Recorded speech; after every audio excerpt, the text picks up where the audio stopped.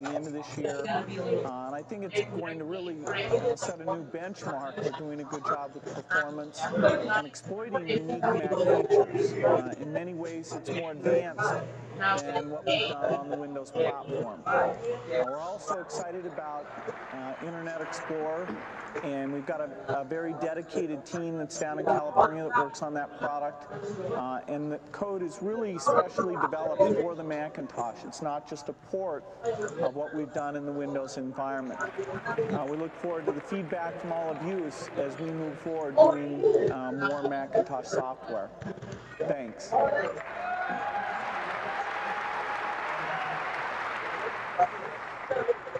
The era of setting this up as a competition between Apple and Microsoft is over as far as I'm concerned. This is about getting Apple healthy, and this is about Apple being able to make incredibly great contributions to the industry to get healthy and prosper again. So thank you all for coming. I look forward to hearing the grilling in the chair tonight and in the days to follow.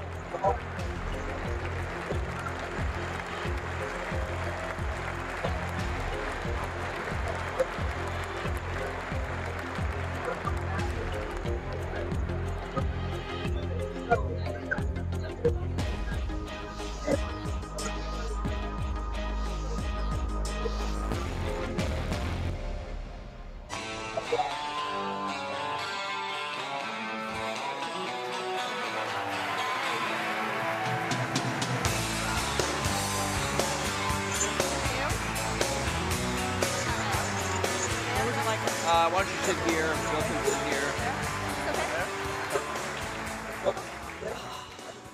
here. Well, thank you.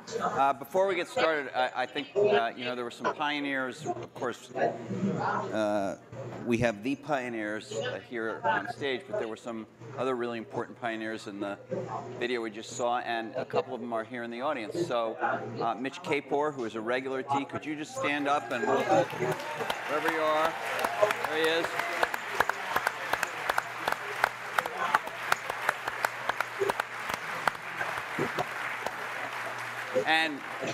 And Fred Gibbons, who has not come to D before but is here tonight. Fred. There's Fred. Right there. And I don't know if he's in the room, but I do want to recognize our fellow journalist, Brent Schlender from Fortune, who did the last, to my knowledge, the last joint interview these guys did. It was not on a stage, but it was a Fortune magazine interview. Brent, I don't know if you're in the room. If you are, can you stand? Maybe he's way over there.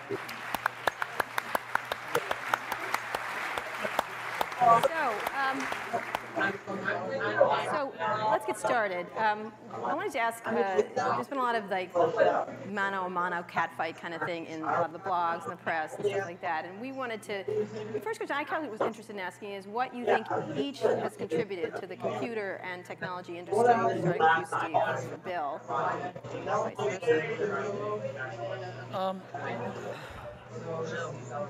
Well, Bill built the first software company in the industry, and I think he built the first software company before anybody really in our industry knew what a software company was, except for these guys. And that was huge. That was really huge. And the business model that they ended up pursuing turned out to be the one that worked really well, for the industry.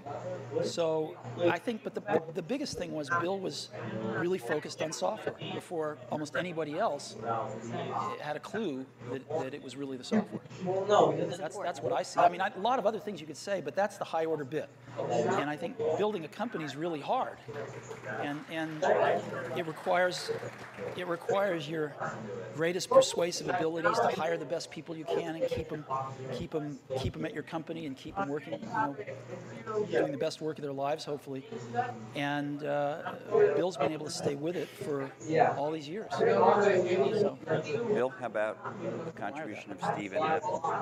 Well, first I want to clarify, I'm not fake Steve Jobs.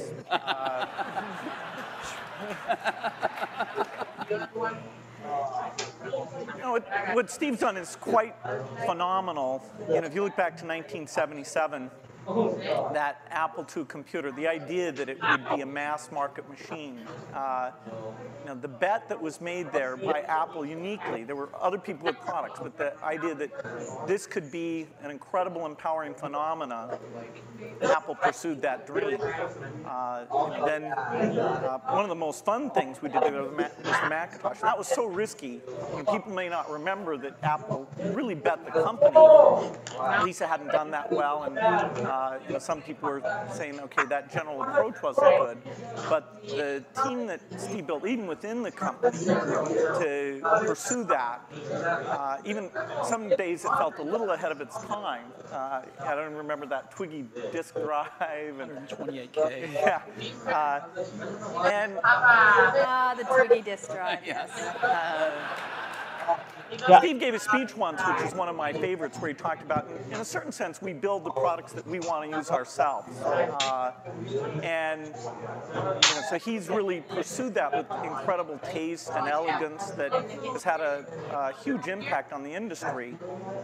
And his ability to always come around and figure out where that next bet should be has been phenomenal. Apple literally was failing when Steve went back and reinfused the innovation and risk-taking that have been phenomenal. So the industry's benefited immensely from his work. We've both been lucky to be part of it, but I'd say he's contributed as much as anyone. We've also both been incredibly lucky to have had great partners that we started the companies with, and we've attracted great people. I mean, so everything that's been done at Microsoft and at Apple has been done by just remarkable people, none of which are sitting up here today. Well, you're sort of the, not us. You're sort of, so you're in a way you're the stand-ins for all of us. Yeah, in a way we are. So Bill mentioned the Apple II in 1977, and 30 years ago, and there were a couple of other computers with, which were aimed at the idea that average people might be able to use them. And looking back on it, a really average person might not have been able to use them by today's standards, but certainly broad the base of most computers. I actually looked at an Apple ad from 1978. It was a print ad that shows you how ancient it is, and it said thousands of people have discovered the Apple computer. And it also said you don't want to buy one of these computers where you put a cartridge in. I think that was a reference to one of the Atari or something. Oh, no. You want a computer you can write your own programs on. And so the world, and obviously we had some very strange ads back then. We had one where it was in a kitchen, and there was a woman that looked like the wife, and she was typing in recipes on the computer with the husband looking on approvingly in the back. Yeah, stuff like that. Yeah, how did that work for you? I don't think well. So, but just think back to, I know that you started Microsoft prior to 1977. I think Apple started the year before in 76. Microsoft in 74 was 74, when we started writing 75. the basic. When we did shipped the basic in 75. Most people, some people here, but I don't think most people know that there was actually some Microsoft software in that Apple computer. You want to talk about what happened there, or how that occurred? Yeah, there'd been the Altair and a few other companies, actually about 24 that had done various machines, but the 77 group included the PET, TRS-80, Commodore. and the Commodore PET, TRS-80, and the Apple II. The original Apple II BASIC, the integer BASIC, we had nothing to do with, but then there was a floating point one where and I mostly worked with Woz on that. Let me tell this story. So Woz, my partner, we started out with this guy named Steve Wozniak, brilliant guy. He writes this BASIC that is like the best BASIC on the planet. It does stuff that no other BASIC's ever done. You don't have to run it to find your error messages. It finds them when you type it in and stuff. It's perfect in every way, except for one thing, which is it's just fixed point, right? It's not floating point. And so we're getting a lot of input that people want this BASIC to be floating point. And like we're begging Woz, please make this floating point. Who's we? How many people are in Apple? Well, me. We're begging Woz to make this floating point, and he just never does it. And he wrote it by hand on paper. I mean, he didn't have an assembler or anything to write it with. It was all just written on paper, and he'd type it in. He just never got around to making a floating point. Well, this is one of the mysteries of life. I don't know, but he never did.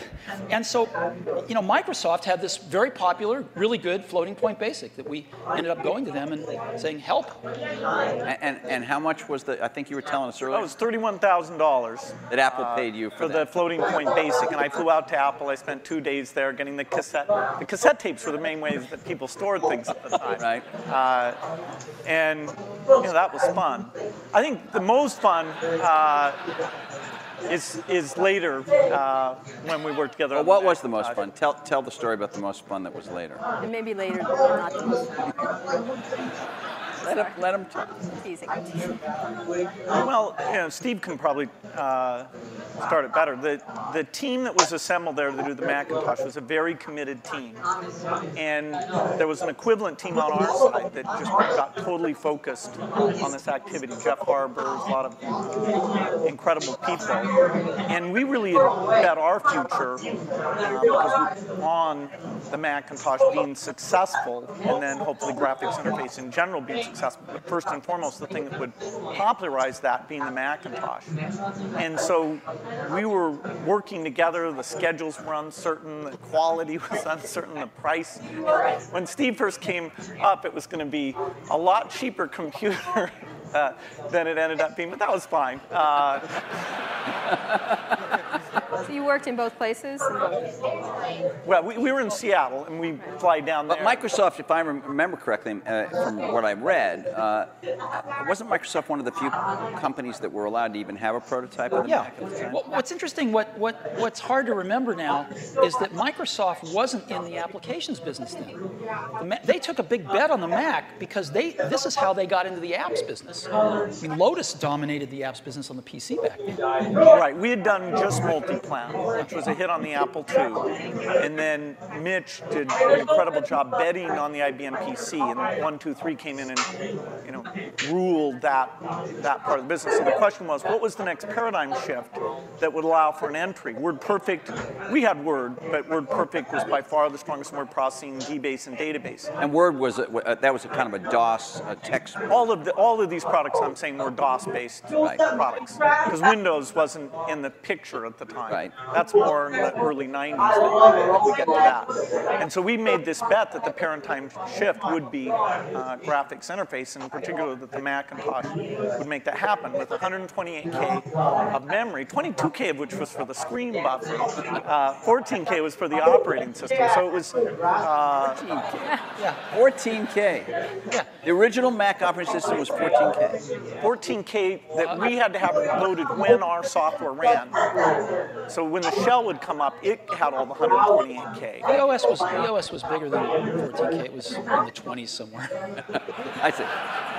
So when we ship these computers now with a gigabyte, 2 gigabytes of memory, and nobody remembers. 128K. I remember that. I remember paying a lot of money for computers with 128K in those days. So the two companies worked closely on the Mac project because you were maybe not the only, but the principal or one of the principal software creators for it, right? Is that right? Well, Apple did the Mac itself, but we got Bill and his team involved to write these applications. We were doing a few apps ourselves. We did Mac Paint, Mac Draw, and stuff like that. But Bill and his team did some great work. In terms of moving forward after you left and your company grew more and more strong, what did you think was going to happen to Apple after sort of the disasters that occurred after Steve left? Well, Apple's fate hung in the balance. We continued to do Macintosh software, and Excel, which Steve and I introduced together in New York City. That was kind of a fun event. That went on and did very well. But then, Apple just wasn't differentiating itself well enough from the higher volume platform. And meaning Windows, right? I mean, DOS and Windows. Okay, but especially Windows in the 90s began to take off. By 1995, Windows became became popular. The big debate wasn't sort of Mac versus Windows. The big debate was character mode interface versus graphics mode interface. And when the 386 came and we got more memory and the speed was adequate and some development tools came along, that paradigm bet on GUI paid off for everybody who'd gotten in early and said, you know, this is the way that's going to go. But Apple wasn't able to leverage its products. After the 512K Mac was done, the product line just didn't evolve as fast. Steve wasn't there as it needed to, and we were actually negotiating a deal to invest and make some commitments and things with Gil Amelio. And no, seriously. And Don't be mean. Don't be mean to him. I'm sorry? Just saying the word Gil Amelio, you can see it. And so I was calling him up on the weekend and all this stuff. And next thing I knew, Steve called me up and said, don't worry about that negotiation with Gil Amelio. You can just talk to me now. And I said, wow. Gil was a nice guy, but he had a saying. He said, Apple is like a ship with a hole in the bottom, leaking water. And my job is to get the ship pointed in the right direction.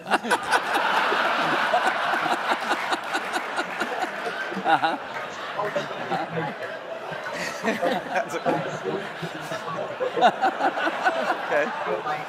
So, and meanwhile, through all this, I mean, I want to get back to the thing we saw in 1997 at Macworld there, but Windows was just going great guns. I mean, Windows 95, to whatever extent earlier versions of Windows had not had all the features, all the GUI stuff that the Mac had, Windows 95 really was an enormous, enormous leap. Yeah, Windows 95 is when graphics interface became mainstream and when the software industry realized, wow, this is the way applications are going to be done. And it was amazing that it was ridiculed sort of in 93, 94. It was not mainstream. And then in 95, the debate was over. It was kind of just a common sense thing. And it was a combination of hardware and software maturity getting to a point that people could see it. So I don't want to go through every detail, the whole history of how you came back, but you had, but you in that video we all saw, you said you had decided that it was destructive to have this competition with Microsoft. Now, obviously, Apple was in a lot of trouble, and I presume that there was some tactical or strategic reason for that, as well as just wanting to be a nice guy, right? I mean, you know, Apple was in very serious trouble, and what was really clear was that if the game was a zero-sum game where for Apple to win, Microsoft had to lose, then Apple was going to lose. But that's a lot of people's heads were still in that place. Why was that? Well, a lot of people's heads were in that place at Apple, and even in the customer base, because you know Apple had invented a lot of this stuff, and Microsoft was being successful, and Apple wasn't, and there was jealousy and this and that. There was just a lot of reasons for it that don't matter. But the net result of it was there were too many people at Apple and in the Apple ecosystem playing the game of, for Apple to win, Microsoft has to lose. And it was clear that you didn't have to play that game, because Apple wasn't going to beat Microsoft. Apple didn't have to beat Microsoft. Apple had to remember who Apple was, because it had forgotten who Apple was. And so to me, it was pretty essential to break that paradigm. And it was also important that, you know, Microsoft was the biggest software developer outside of Apple developing for the Mac. And so, you know, it was just crazy what was happening at that time. And Apple was very weak. And so I called Bill up and tried to patch things up. And since that time, we've had a team that's fairly dedicated to doing the Mac applications. And they've always been treated kind of in a unique way so that they can have a pretty special relationship with Apple. And that's worked out very well. In fact, every couple years or so, there's been something new that we've been able to do on the Mac. And, we have it's a great business for us. And, And it's actually the relationship between the Mac development team at Microsoft and Apple is a great relationship. It's one of our best developer relationships. And do you look at yourself as rivals now today as the landscape has evolved? And we'll talk about the internet landscape and everything else and other companies that have come before. But how do you look at yourselves in this landscape today? Because you are competitors in certain ways, We which watch is the commercials. American way, we right? watch the commercials. And you get annoyed at each other from So time you know to what? time. I have to confess, I like PC Guy. Yeah, he's great. I like him. You know, the art of those commercials is not to be mean, but it's actually for the guys to like each other.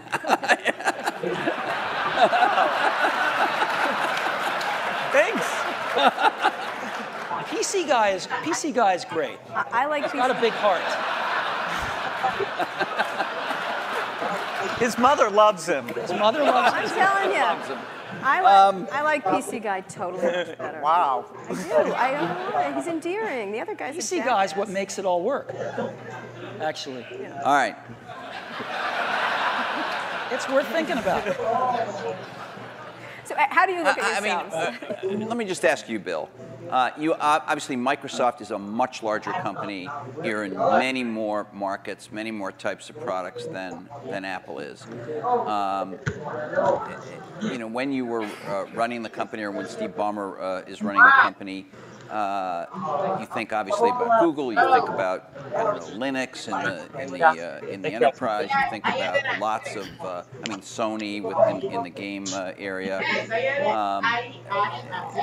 How often is Apple on your radar screen at Microsoft in a business sense? Well, they're on the radar screen as an opportunity, and in a few cases like the Zoom, that if you go over to that group, they think of Apple as a competitor.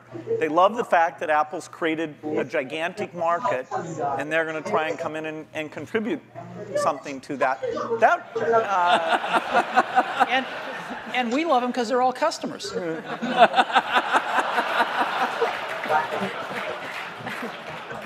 I have to tell you, I was actually told by Jay Allard, I'm serious, that because of the nature of the processor, the development platform they used to develop a lot of the software for the Xbox 360 was Macs. And he claimed that at one point they had placed the biggest order for whatever the Mac Tower was at the time of anybody, and it was Microsoft. I don't know if it was the biggest, but yeah, we had the same processor essentially that the Mac had. This is one of those great ironies.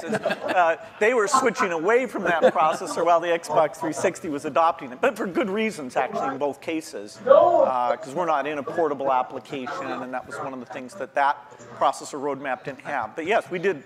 It shows pragmatism, but we try and do things that way. So that was the development system for the early people getting their software ready for the introduction of Xbox 360. And we never ran an ad on that. I see. Admirable restraint. That's wonderful. There were hundreds of them. Steve is so known for his restraint.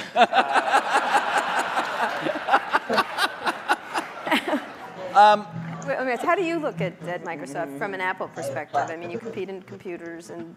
You could say you don't compete. The era of destructive whatever whatever you said in 1997, but you think you're consciously aware of what they're doing with. You followed Vista closely, I think. What's really interesting is, and we talked about this earlier today.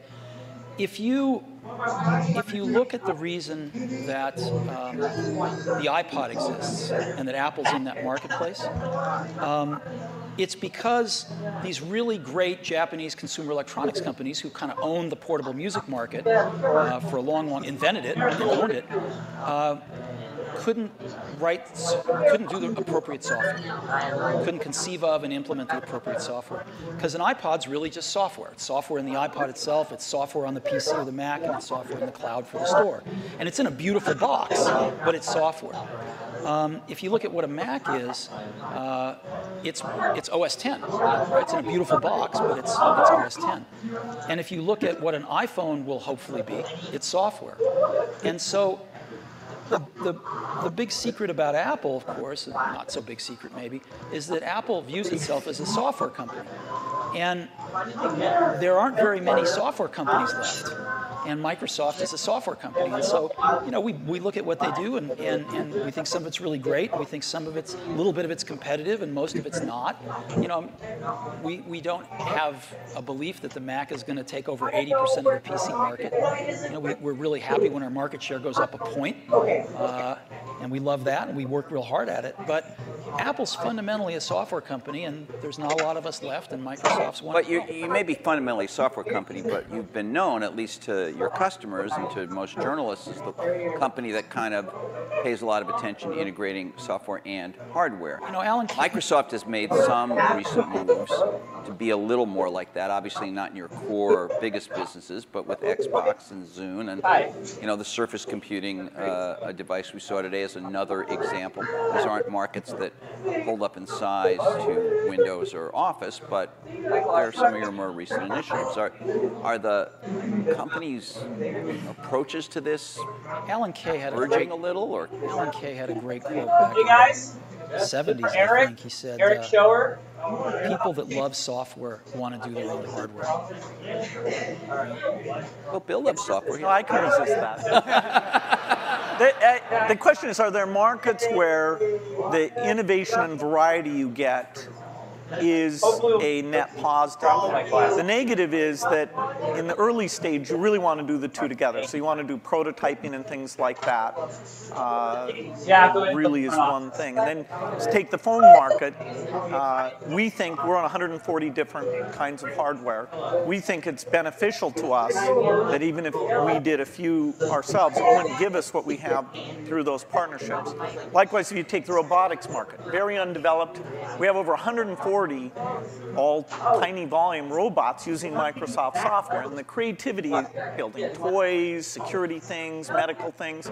We love the innovation and the ecosystem that's going to grow up, who knows when, but we're patient around that, and we'll have a great asset with this robotic software platform. So there are things like PC, phone, and robot where I think the Microsoft choice is to go for the variety. It's great. For them, they do what works super well for them. And there's a few markets like Xbox 360, Zoom, and this year we have two new ones, the Surface thing and this round table, which is the meeting room thing, where we'll actually, through subcontractors, but it's the P&L on the risk and all that for the hardware. The design is completely a Microsoft thing. The round table, is that something you've announced, or were you just? We've shown prototypes of it. That's the thing where it's got the 360-degree and all those. It's like Cisco has something in that market, and HP too, right? No, HP has a very high-end thing that's a tiny bit like it. But anyway. All right. You know, you ever regret? Was there something you might have wanted to do differently? And maybe this all feel like this happened after you left Apple. Something you might have done differently that where you could have had a much bigger market share for the Mac. Well, before I answer that, let me make a comment on Bill's answer there, which is, it's very interesting in the consumer market and the enterprise market. They're very different spaces. And in the consumer market, at least, I think one can make a pretty strong case that outside of Windows,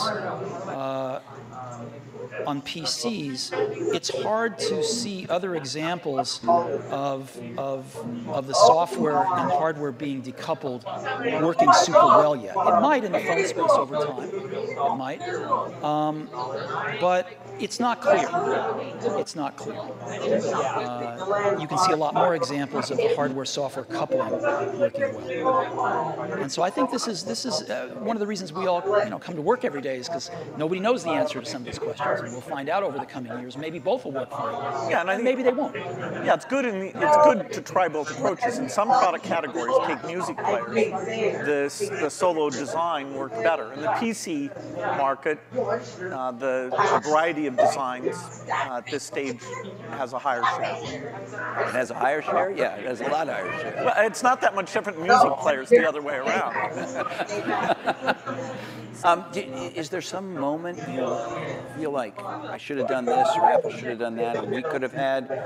If not, this idea of these hardware-software integration, it's working very well now. There's a lot of things that happened that I'm sure I could have done better when I was at Apple the first time, and a lot of things that happened after I left that I thought were wrong turns. But it doesn't matter. It really doesn't matter, and you kind of got to let go of that stuff. And you know, we are where we are. So we tend to look forward. And you know, one of the things I did when I got back to Apple 10 years ago was I gave the museum to Stanford and all the papers and all the old machines, and kind of cleared out the cobwebs and said, let's stop looking backwards here. It's all about what happens tomorrow. And because you can't look back and say, well, gosh, you know, I wish I hadn't gotten fired. I wish I was there. I wish this. I wish that. It doesn't matter. And so let's go invent tomorrow rather than worrying about what happened yesterday. Let's talk about, we're going to talk a little bit about tomorrow, but let's talk about today, the landscape of how you see the different players in the market and how you look at what's developing now. What has surprised both of you since having been around for so long and still very active in everything? I mean, your companies are still critically key companies, but there are many, many companies that are becoming quite powerful. How do you look at the landscape at this moment and what's happening, especially in the internet space? I think it's super healthy right now. I think there's a lot of young people out there building some great companies who want to build companies, who aren't just interested in starting something and selling it to one of the big guys, but who want to build companies. And I think there's some really exciting companies getting built out there. Some next generation of stuff that you know, some of us play catch up with, and you know, some of us find ways to partner with and things like that. But there's a lot of activity out there. What do you say? Yeah, I'd say it's a healthy period. The notion of what the new form factors look like, what natural interface can do, the ability to use the cloud, the internet, to do part of the task in a complementary way to the local experience. There's a lot of invention that the whole approach of startups, existing companies who do research, we'll look back at this as one of the great periods of invention. I think so too. There's a lot of things that are risky right now, which is always a good sign. You know, and you can see through them. You can see to the other side and go, yes, this could be huge. But there's a period of risk that, you know, nobody's ever done it before. And an example that would, for example, I do, but I can't say. And so, but I can say when you feel like that, that's a great thing. That's what keeps you coming to work in the morning, and it tells you there's something exciting around the next corner. Okay, but so the two of you have certainly you're involved every day with the internet. You have internet products. You have a whole slew of stuff on the internet. You have iTunes and .Mac and all of that. But on another level, you're the guys who represent the rich client, the personal computer, the big operating system and all that. And there is a certain school of thought, and I'm sure it's shared by some people in the room, that this is all migrating to the cloud, and you'll need a fairly light piece of hardware that won't have to have all that investment, all the kind of stuff you guys have done throughout your careers. So as much as people might think of you as rivals, one way to think of you is the two guys. Both dinosaurs. Huh? They were both dinosaurs. Dinosaurs or whatever. I can talk about that? No. Seriously, is there in 5 years? In 5 years, is the personal computer still going to be the linchpin of all this stuff? Well, you can say that it'll be predicted that it won't be. The network computer took us over about 5 years ago. We disappeared. Remember the single function computer? There was somebody who said that these general purpose things are a dumb idea. So that took us over.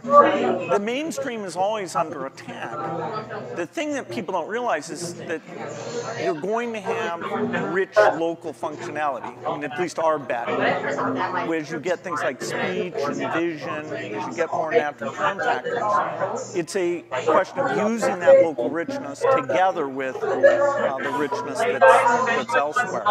And as you look at the device, say, that's connecting to the TV set or connecting in the car, there are lighter weight hardware internet connections. When you come to the full screen, rich, edit the document, create things, I think we're nowhere near where we can be on making that stronger?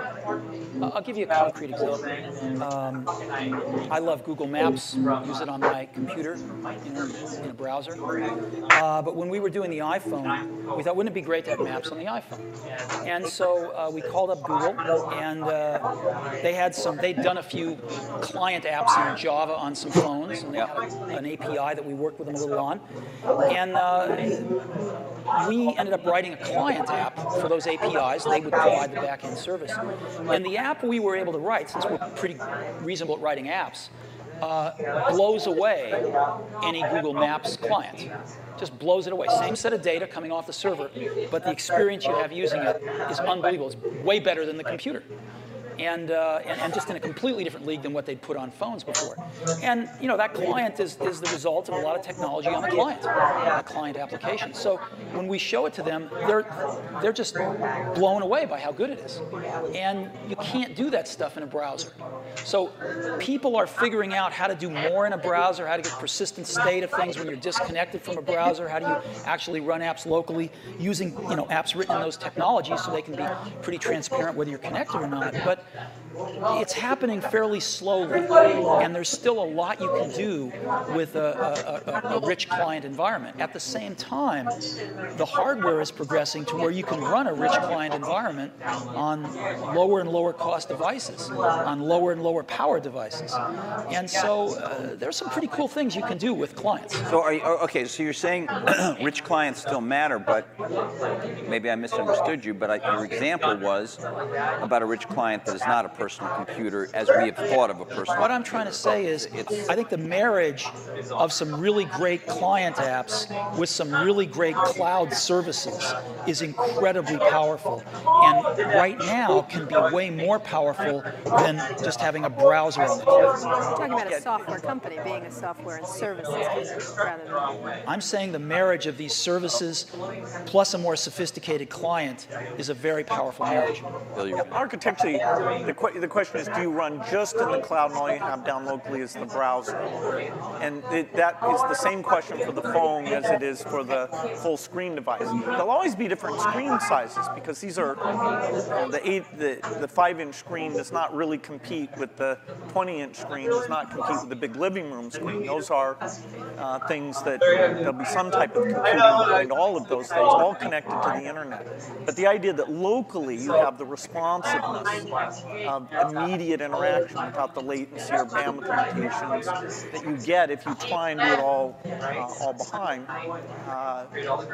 that's what leads to the right balance. What does that device look like in 5 years? What would be your principal device? One or... Is it a, I think you use, I could be wrong, I think you carry a tablet. Right. Right. Which has not necessarily stormed the world yet. Yeah, this is like Windows 1992, I think. That is, I'm unrepentant on my belief. Okay. But to go back to Kara's point, what would you each imagine that you would carry as your principal, let's say, thing to do the Jeff web Hawkins showed a very lightweight email device and all that kind of stuff. Yeah, I don't know if you guys saw, but Jeff Hawkins showed a Linux-based, a very small, I think he called it a companion to a smartphone today. Phone companion. Sounded a little naughty. It doesn't matter, you weren't there, but what would you think each would be? I assume you carry a tablet PC. I don't know what brand it is. Maybe you change them up. I don't know. You obviously carry a MacBook Pro, I would guess. Or, yeah, and an iPhone. And an iPhone. Yes. He has when he took it out. Really? He flashed his iPhone earlier today. Anyway, so what is your device? What's your device in 5 years that you rely on the most? I don't think you'll have one device. I think you'll have a full screen device that you can carry around, and you'll do dramatically more reading off of that. Yeah, I mean, I believe in the tablet form factor. I think you'll have voice, I think you'll have ink, you'll have some way of having a hardware keyboard and some settings for that. And then you'll have the device that fits in your pocket, which the whole notion of how much function should you combine in there. You know, there's navigation computers, there's media, there's phone. Technology is letting us put more things in there, but then again, you really want to tune it so people know what they expect. So there's quite a bit of experimentation in that pocket-sized device. But I think those are natural form factors, and that we'll have the evolution of the portable machine and the evolution of the phone will both be extremely high volume, complementary. That is, if you own one, you're more likely to own the other. And at home, you'd have a setup that they all plug into? Well, at home, you'll have your living room, which is your 10-foot experience, and that's connected up to the internet. And there you'll have gaming and entertainment. There's a lot of experimentation in terms of what content looks like in that world. And then in your den, you'll have something a lot like you have at your desk at work. You know, the view is that every horizontal and vertical surface will have a projector, so you can put information. Your desk can be a surface that you can sit and manipulate things. Can I please have a room in my house that doesn't have a screen and a projector in it? You bet. Thanks. The bathroom. Well, That's the perfect place for it, actually. so what's your 5-year outlook at the devices you'll carry? You know, it's interesting. The PC has proved to be very resilient. Because as Bill said earlier, I mean, the death of the PC has been predicted every few years. And here, when you're saying PC, you mean personal computer in general, not just Windows PCs. I mean personal computer in general. And you know, there was the age of productivity, if you will, you know, the spreadsheets and word processors, and that kind of got the whole industry moving. And it kind of plateaued for a while, was getting a little stale. And then the internet came along, right? And everybody needed more powerful computers to get on the internet. Browsers came along, and there was this whole internet age that came along, access to the internet. And then some number of years ago, you could start to see that the PC, that was taken for granted. Things had kind of plateaued a little bit, and innovation-wise at least. And then I think this whole notion of the PC, we called it the digital hub, but you can call it anything you want, sort of the multimedia center of the house, started to take off with digital cameras and digital camcorders and sharing things over the internet and kind of needing a repository for all that stuff. And it was reborn again as sort of the hub of your digital life. And you can sort of see that there's something starting again. It's not clear exactly what it is, but it will be the PC maybe used a little more tightly coupled with some back-end internet services and some things like that. And of course, PCs are going mobile in an ever greater degree. So I think the PC is going to continue, this general purpose device is going to continue to be with us and morph with us, whether it's a tablet or a notebook or a big curved desktop that you have at your house or whatever it might be. So I think that'll be something that most people have, at least in this society. Others maybe not, but certainly in this one. But then there's an explosion that's starting to happen in these, what you call post-PC devices, right? And you call the iPod one of them. There's a lot of things that are not... You can get into trouble for using that term. I want you to know that. What? I'm kidding. Post-PC devices. Why? People write letters to the editor. Anyway. Okay. Well, anyway, I think there's just a category of devices that aren't as general purpose, they're really more focused on specific functions, whether they're phones or iPods or Zunes or what have you. And I think that category of devices is going to continue to be very innovative, and we're going to see lots of them. Well, an iPod is a post-PC device. A phone is a post-PC device. Is the iPhone and are some of these other smartphones, and I know you believe that the iPhone is much better than these other smartphones at the moment, but are these things, aren't they really just computers in a different form factor? I mean, when you say, we use the word phone, it sounds like... We're getting to the point where everything's a computer in a different form factor. So what? Right? So what if it's built with a computer inside it? It doesn't matter. It's what is it? How do you use it? And how does the consumer approach it? And so who cares what's inside it anymore? So what are the core functions of the device formerly known as the cell phone, whatever we want to call it, the pocket device? What would you say the core functions? Like 5 years out, what are the core functions of that? How quickly all these things that have been somewhat specialized, the navigation device, the digital wallet, the phone, the camera, the video camera, how quickly those all come together, it's hard to chart out. But eventually, you'll be able to pick something that has the capability to do every one of those things. And yet, given the small size, you still won't want to edit your homework or edit a movie on the screen of that size.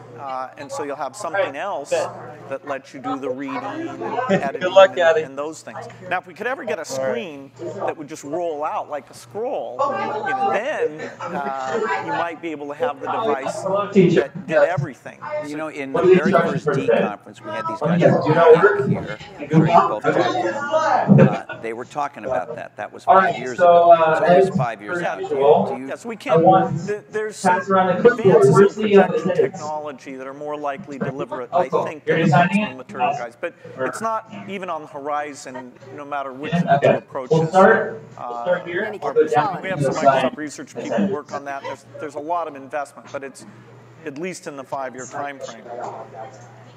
You, 5 years from now, what's going to be on that? You can bring that to the office.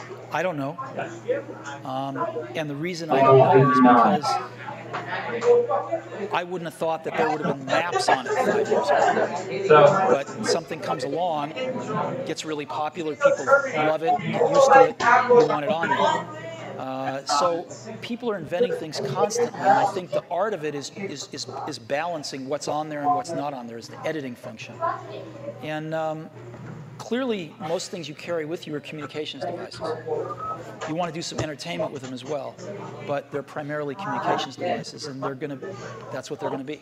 Outside of the computing area, what are the exciting areas in the internet space at all that you're looking at that you find that's interesting to each of your Today's meeting day, it's a lab day, so there's no formal lesson for the workshop today. Instead, today is all about opening your projects and getting caught up. So if you're on the SEMA field trip, or if you were not here, you get caught up. You know, we're working on some things that I can't talk about, but again, yeah. But there used to be a saying, isn't it, at It's going to blow us away, though, when you can't tell. Wow. There used to be a saying at Apple, isn't it funny as shit? That's okay, the teachers. So, may I please sit, James? Thank you. All right. So I still have that's kind of like a sweater without letters. Remember, if you have a D or F in any class, you have a letter. That was what they used to say about me when I was in my 20s. Putting up by the front. Okay. There's a zillion interesting things going on the internet. The most interesting things to me are these incredible new services that people are bringing up. And surrounding entertainment, or there's a lot of them surrounding entertainment, but there's a lot of them that have to do with just sort of figuring out how to navigate through life a little more efficiently. And I think it's really great when you show somebody something and you don't have to convince them they have a problem that this solves. They know they have a problem. You can show them something, they go, oh my God, I need this. And I think you're going to see a lot of things like that happen in the next year too. Do you, you obviously have a very large internet business with iTunes, and you sell a lot of stuff on the Apple Store. But you were early with this idea that when you bought a computer from Everybody get to the Apple, live stream. you had this kind of If it's internet not working, service YouTube. back end, and it was called .Mac. And I think Look a to lot the of video people that says feel live. you haven't developed it. Future. And in your case, you obviously have huge things like Hotmail, for instance, which is, I guess, and Windows Messenger, which are both widely used, and I don't even know how many users. a gazillion. You,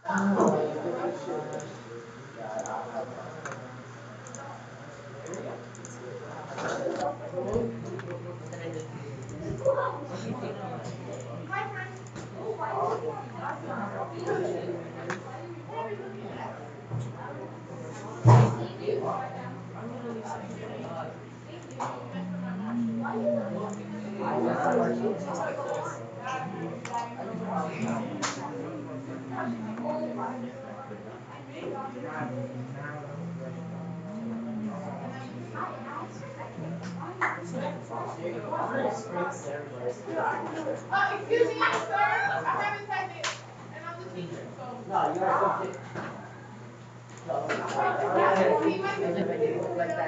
Thank you very much.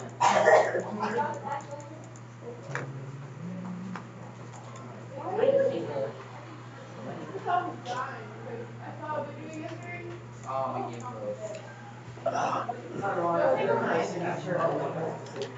Yeah. Can you please put my certificate back? Thank you. And whip it.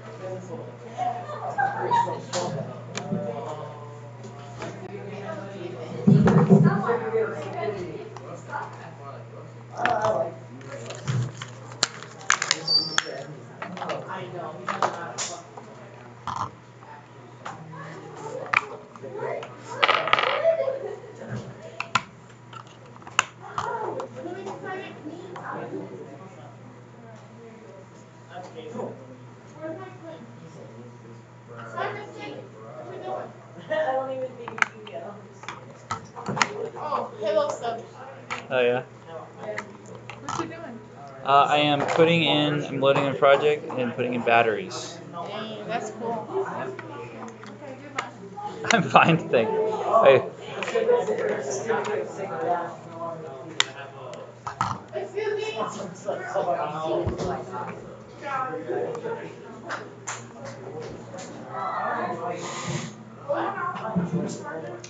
Okay, go ahead and take a seat if you were following along for SEMA. So if you were gone, I'm going to explain this. Sir, what about me?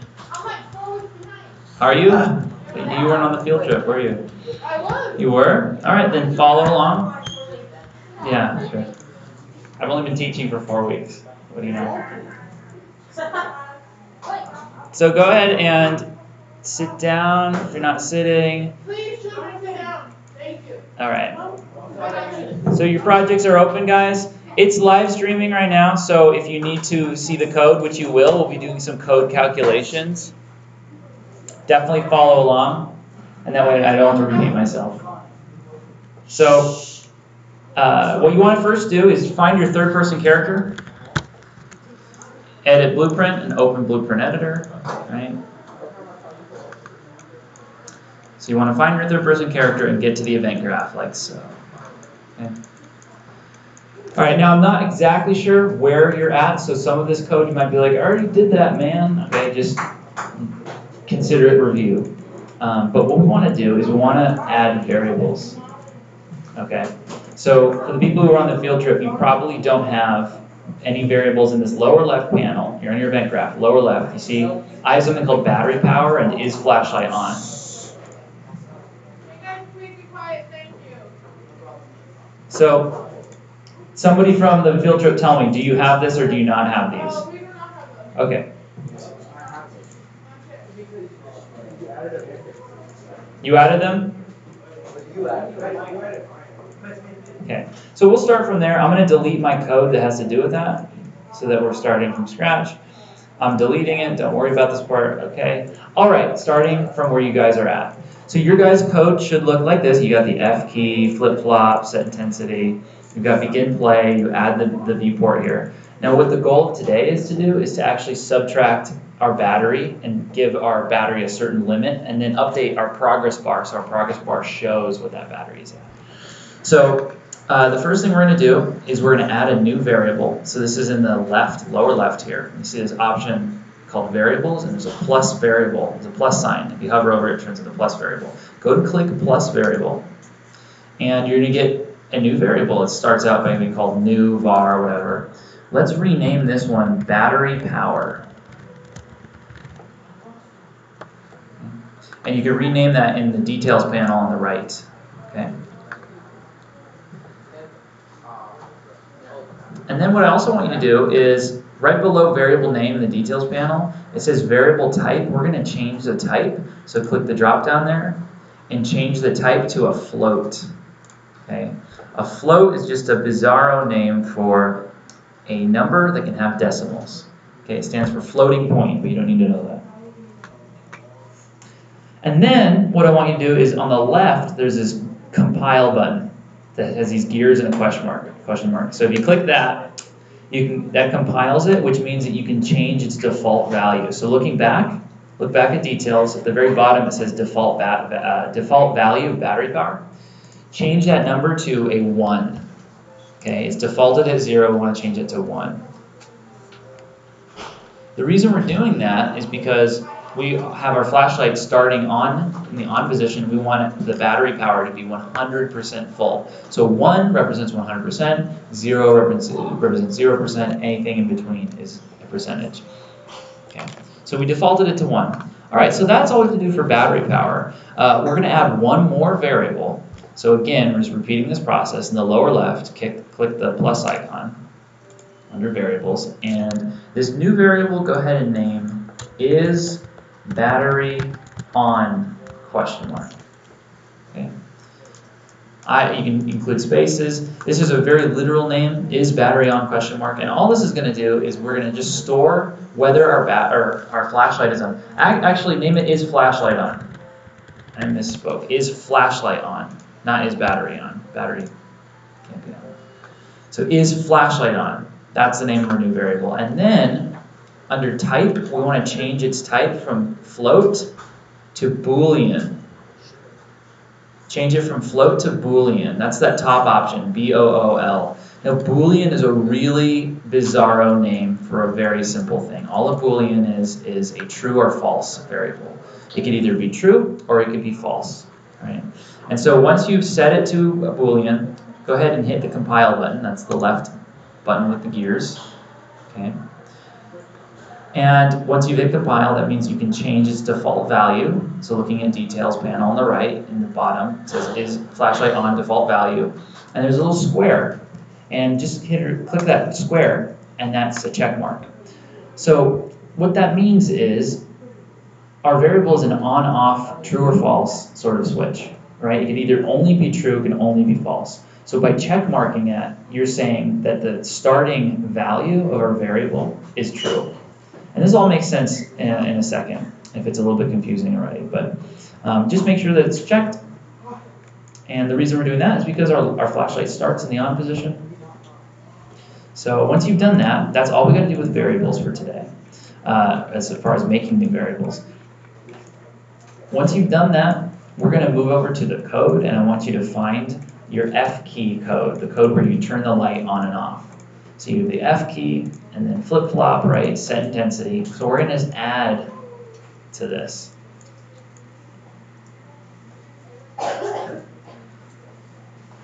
So once you're there, what I want you to do is I want you to drag your is flashlight on question mark, that variable, the is flashlight on variable onto your graph. And it's going to ask you if you want to get or set it, and we want to set it. So set is flashlight on. Remember, this is the red variable, okay? Battery power is the green one. We're not doing anything with that right now. We're doing the red is flashlight on. Okay. And go ahead and connect that to the front of a set intensity. So you just set the intensity to 0, and now make sure that this set is flashlight on is connected. And you're going to do it one more time. Same thing, drag is flashlight on onto the graph, do another set, and this time connect it to the other set intensity node. And with this second set intensity node, make sure that the checkbox on the set is flashlight on is checked. So just explaining what we're doing, what this is this is recording whether the light is on or off, which we're going to find useful and need to use later on, because we want to check when the flashlight is on, we want to drain the battery. But when the flashlight is off, we do not want to drain the battery. So that's why we're doing this. So we'll have a variable that stores whether the battery is on or off. So that's what your code looks like.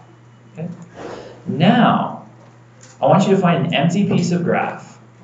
And once you've got your empty piece of graph, right-click and type in the word tick, T-I-C-K, so that you can find event tick.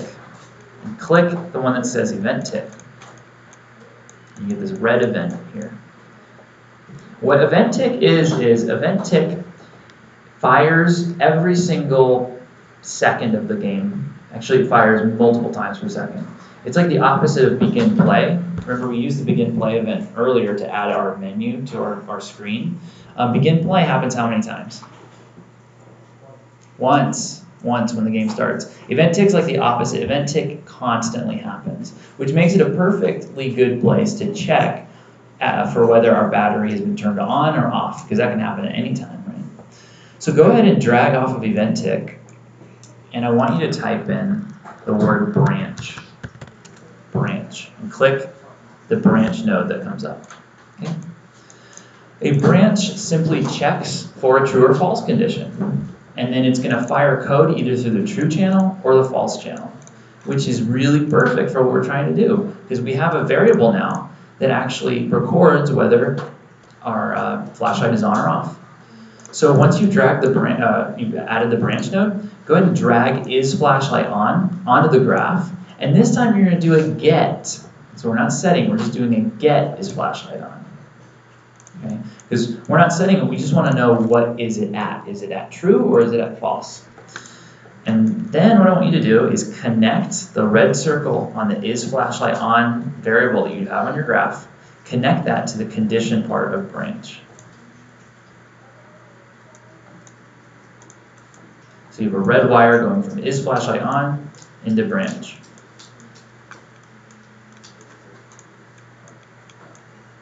Okay.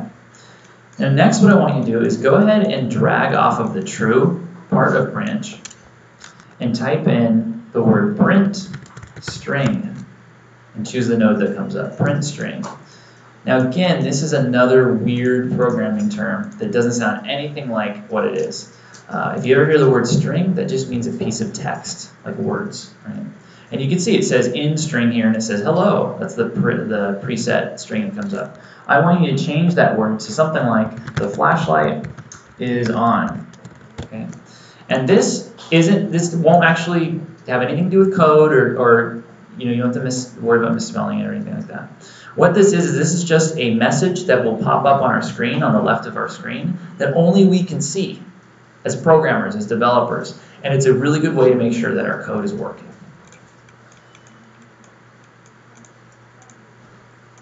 So once you've done that, I also want you to put a print string on the false channel. So you drag off the false, type in print string. And in that text box, I want you to put the flashlight is off. And finally, if you want to do this, there's a little downward arrow that'll expand on the print string, some more options. I like to do this. I like to color code my words, depending on what they do. So for the flashlight is on print string, I'm going to change it to green. And for the one that says it's off, I'm going to change it to red. Just changing that text color. Like that. You don't have to do that, but that's just helpful for me. Once you've done that, go ahead and hit play. And on the left, you should see all these words coming up. It says the flashlight is on, the flashlight is on. And if you press F, it's going to change to the flashlight is off, the flashlight is off. That means our code's working. I don't think my code's working, but I did this weeks ago. Okay. You did okay, well, we did this before. In some of my classes, I had you guys do the print strings. Some we didn't. So if your code looks a little different, that's okay. Is that attendance? Cool. Sounds good. Great.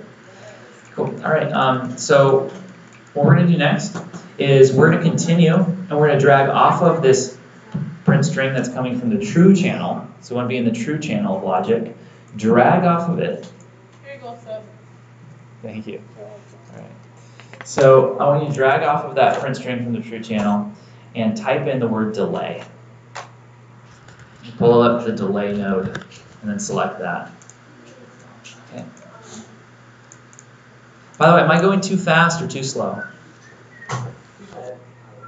Compiling error? Too slow? Anyone think it's too fast? Because I can go faster. I just don't want people to get lost. Compiling error because oh, this is from your battery code. Okay, so you're doing battery code, right? What about the flashlight code? Yeah, is that right? Okay. So, oh, you know why? Because you just added this today, so it doesn't have the battery yet. So if we deleted this, though, now it's typing battery. actually get it. You should be able to get it now. Now that's the real battery power.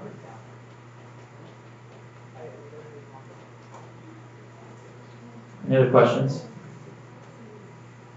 Great. All right, so you've dragged off a delay node from the true channel. Okay, what this is going to do is it's going to slow down all the code that happens after it. Why are we slowing it down? Well, we're in event tick. Event tick fires at sometimes 60 frames per second. So we don't want to run our draining calculation 60 times a second. The light will drain too fast, right? So we have to sort of stagger it. So that's what delay is going to do. It's set to this number 0.2. That means every 0.2 seconds. That's fine for now. We can increase or decrease it later. Drag off of delay, the part that says completed. And now I want you to type in set and battery and come up with set battery power. This is the alternative to dragging a variable onto the graph. You can also look it up. Right? So you dragged off set battery power. And in this portion, we're going to do the calculation that drains our battery. Okay? So once you pulled up set battery power, it looks like delay, then set battery, go ahead and drag battery power from the left. And this time we're going to do a get. So we have a get now as well on the graph. And from this get, so this is the tiny version of battery power, drag off and type in minus. You can either type in the word minus or the minus key. What you want to pick is the thing that comes up that says float minus float.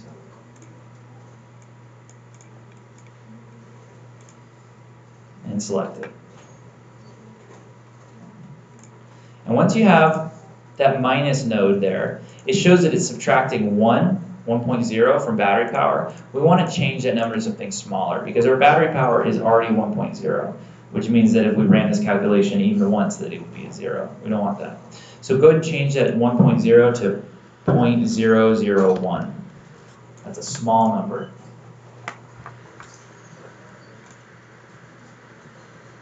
And then finally, once you've done that, on the right side of this minus node, there's a green circle, and this will give us our output, okay?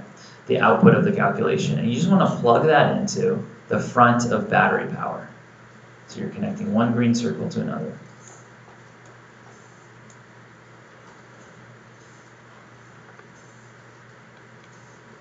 So I'll leave that up for a second, just so you can see what that code looks like. There's one more thing we want to do before we test this out, because there isn't any way for us to see what the battery power is at, because we've not connected it to our progress bar yet. So we're going to print string in order to see what it is. So once you've done that, let's move over to the very front of event tick again. So move over to the front of your code on event tick, and then drag out event tick so we have some room to put in one more node. So you want to drag event tick forward, and we're going to put some code right in between event tick and the branch statement we added. And I want you to drag from event tick, just drag right from there, from the front of it, type in print string, click print string,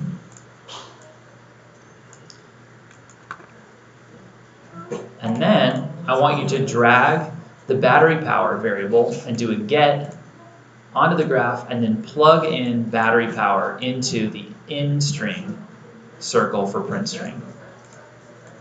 Okay? And it's going to pop up this little extra node that converts it from a number type to a text type. Okay?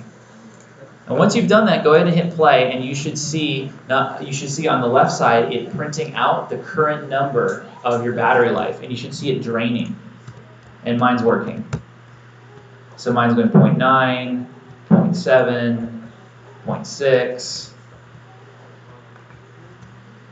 0.94. So my battery is drained.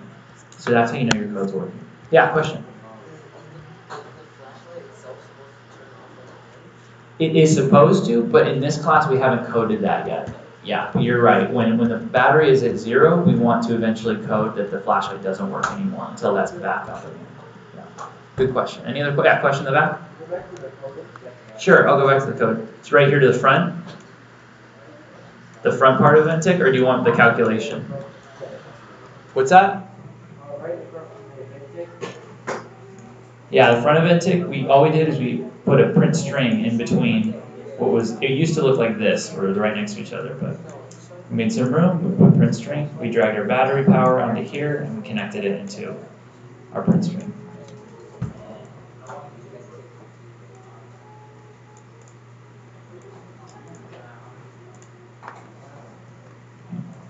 Anybody's code not working? Okay, so let's move on and let's connect it to our progress bar, okay? So everybody go to the front of Unreal Editor, so where you can see the viewport and everything, the front of the Unreal. So we're leaving our third-person character for now. And I want you to make sure that this folder on the left in the content browser, that you have content selected. This allows to search all the folders. So with content selected, then in the middle, the search bar, type in the word widget. We're just going to look up your widget, okay? And once you find it, mine's called player screen, yours might be called menu screen. Double click that widget so you get your widget open.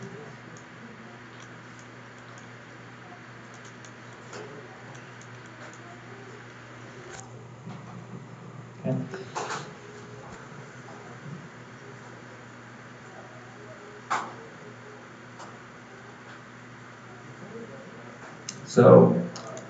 So we created a widget, right, before, and you want to find that widget. By the way, the SEMA people, we did create a widget, right? You don't have a widget?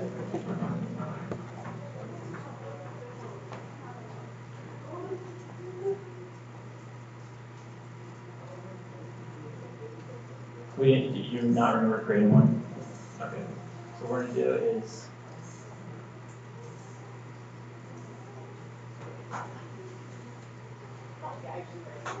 right click, or not right click, left click on the group add new. Yeah. User interface, the bottom. Widget blueprint. Double click that. And then you drag things into here. And we want to drag the progress bar. Yep. And then expand it so it's a little bit wide. Put it wherever you want it. I think it looks good. Okay, good. And we're going to be doing coding up here. So there's one more thing we need to do is we need to add it to the viewport, which we did already with the other class. So get third-person character. Right click in the graph. Type in begin.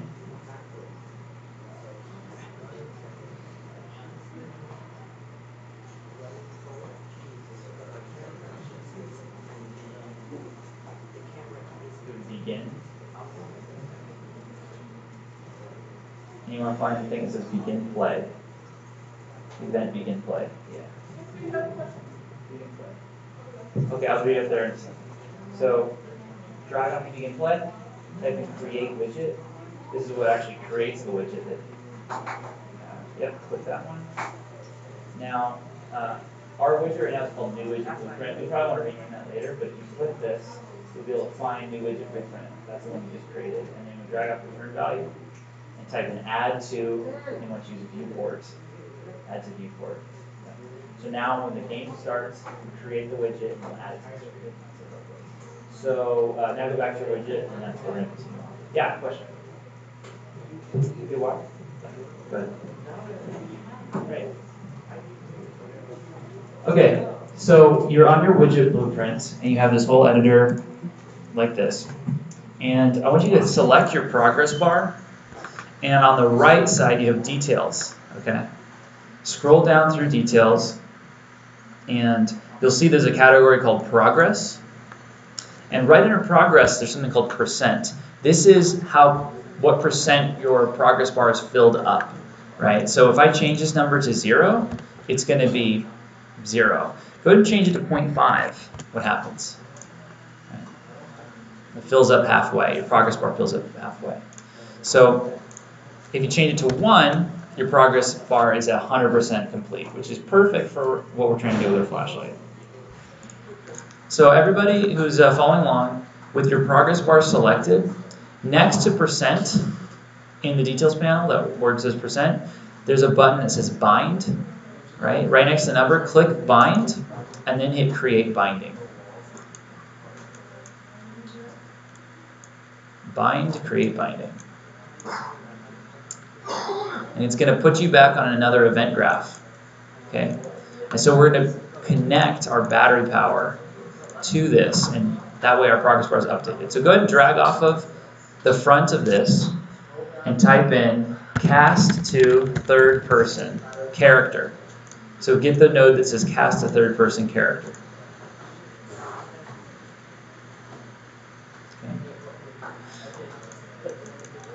And then on the cast to third person character, you can drag off of the blue wire that says at, or the blue circle that says as third person character. Drag off of there.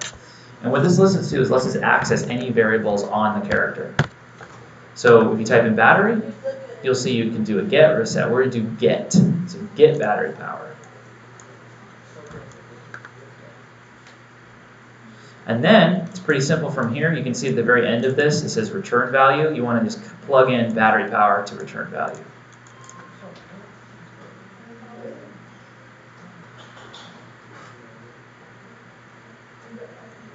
There's one more thing we got to do, because if I hit compile, I'll do it right now, I'm going to get an error. And the reason that I get an error is this cast to third person needs something to be put in the object pin for it. So what I'm going to do, what you're going to do is drag off of object and type in get player character. And then you'll be good.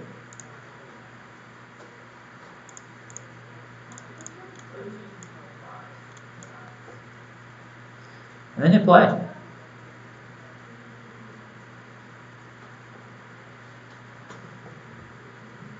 And if you get something that says, oh, there's like it says note in blue on cast to, that's fine.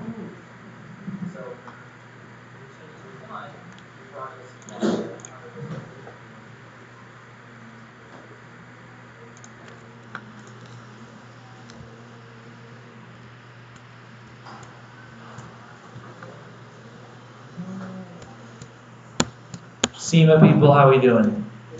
Is it working? Sweet.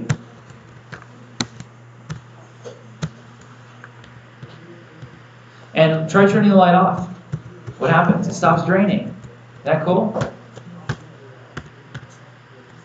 Exactly what you want. So there you go. That was it. That's the whole, now you're caught up. I mean, the one thing that I guess, well, I have to ask, for those of you who were here all week, did we make it so that the light, so that you can't turn on the light when you run a battery? Okay, so you still can turn on the light when your battery's at 0. Okay, so that's what we'll do Monday. That's what we'll start back on Monday. So now everybody in this class is caught up, which is fantastic. And not bad at all. All right, so I'm going to turn up the audio and I'm going to walk around if anybody needs help. But other than that, that's concluding this lesson.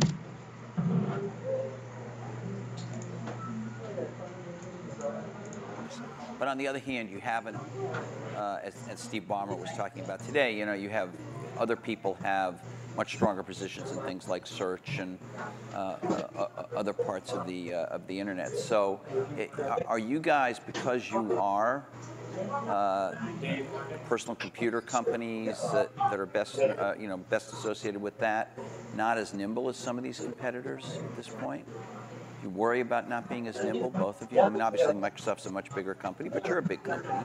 Steve, Apple is. Do you worry about not being as nimble as somebody sitting out there with, the kind of 10 employees that you guys had in 1977? Well, there's always going to be great new things that come out of other companies, and you want to be in a position to benefit from those, to have those inventions drive demand for Windows and personal computers. And then some of those upstream things you want to participate in. I hope Steve mentioned we are going to participate in search, hopefully to a higher degree in the future. He did mention that, yeah. Than at present, so we'll see what we can do there. A lot of the applications are more specialized. They're not areas we'll go into. Take what can happen with education now, that video is mainstream, and all these tools that let you do rich interactions are very mainstream. I'm very excited about that. The idea of empowerment goes back to the very beginning of our industry, and some of those dreams that this would be used by students or that teachers could get better and learn from each other in these new ways. We're just at the threshold where some of those things can happen. And yes, our companies can contribute to that, but as a whole, it's the ecosystem jumping on and building on each other where you can finally say, finally technology did something for education? It's something that they're working on. See, I look at this a little bit differently, which is we're not trying to do a lot of this stuff because it's not what we do. We don't think one company can do everything. So you've got to partner with people that are really good at stuff. Like, we're not, I mean, maybe Microsoft is great at search. We're not trying to be great at search. So we partner with people that are great at search. And we don't know how to do maps on the back end. We know how to do the best maps client in the world, but we don't know how to do the back end. So we partner with people that know how to do the back end. And what we want to do is be that consumer's device and that consumer's experience wrapped around all this information and things we can deliver to them in a wonderful user interface, in a coherent product. And so in some cases, we have to do more work than others. In the case of iTunes, there wasn't a music delivery service that was any good, and we had to do one, so we'll do one. But in other cases, there's companies doing a way better job because we're not as good at this stuff as other people are, and we'd love to partner with them. And so, we selectively do that. And I think it's really hard for one company to do everything. Let's talk about entertainment. Both in the entertainment world, entertainment is important to both your companies. There's music right now, and as you get into Apple TV, Microsoft has been within the Hollywood area. Where do you see that going in the era of YouTube? We've had a couple of network people here talking about changes that are happening in Hollywood and everything else. What is happening now to entertainment delivery, and where do you all play? You'll be the delivery mechanism in one way or the other for most people. Well, the big milestone is where the delivery platform is the internet, and so you bring the richness and the interactivity. I think you can get a little bit of a glimpse of the future of TV more from looking at community-type things like Xbox Live, where people are talking to each other, finding friends, watching things together, talking about those things. That, as you map that onto genres like educational shows or sports shows or watching the Olympics or the elections, that ability to navigate becomes very, very powerful. And we're not an entertainment company. Yes, we do Halo, which is this big video game, but by and large, we're a platform. And so it's the tough software things, whether it's the speech or the ink or the graphics. That's where things that take 10 years to get done, the IPTV stuff, the foundation there. It took 10 years to get it done. Now it's finally coming to fruition, and we have people like AT&T betting their company on putting that together. So we're just at the start of having a scale entertainment delivery vehicle, both through PCs, unfortunately not connected up to the TV set in most cases, but that's a point of innovation. And now things like IPTV and Xbox that are connected up in the living room. Steve, you were today, Bill, you weren't here, but Steve showed a new function of Apple TV that brings YouTube directly to the TV. Is there going to be more of that for you? Do you see yourself, like the way Bill says, as an enabler of entertainment? Well, I mean, putting aside your Disney role, but I mean, I think people want to enjoy their entertainment when they want it and how they want it, on the device that they want it. So ultimately, that's going to drive the entertainment companies into all sorts of different business models. And that's a good thing. I mean, if you're a content company, that's a great thing. More people wanting to, enjoy your content more often in more different ways. That's why you're in business. But the transitions are hard sometimes. And the music industry, it turned out that the internet got fast enough to download songs pretty easily. There was no legal alternatives, and maybe they made some bad choices in how they reacted to that. But they're still trying to make the transition to a very different way of doing business or ways of doing business while they're under attack from piracy. And we can all highlight some of the mistakes that have been made, but still it's a tough job.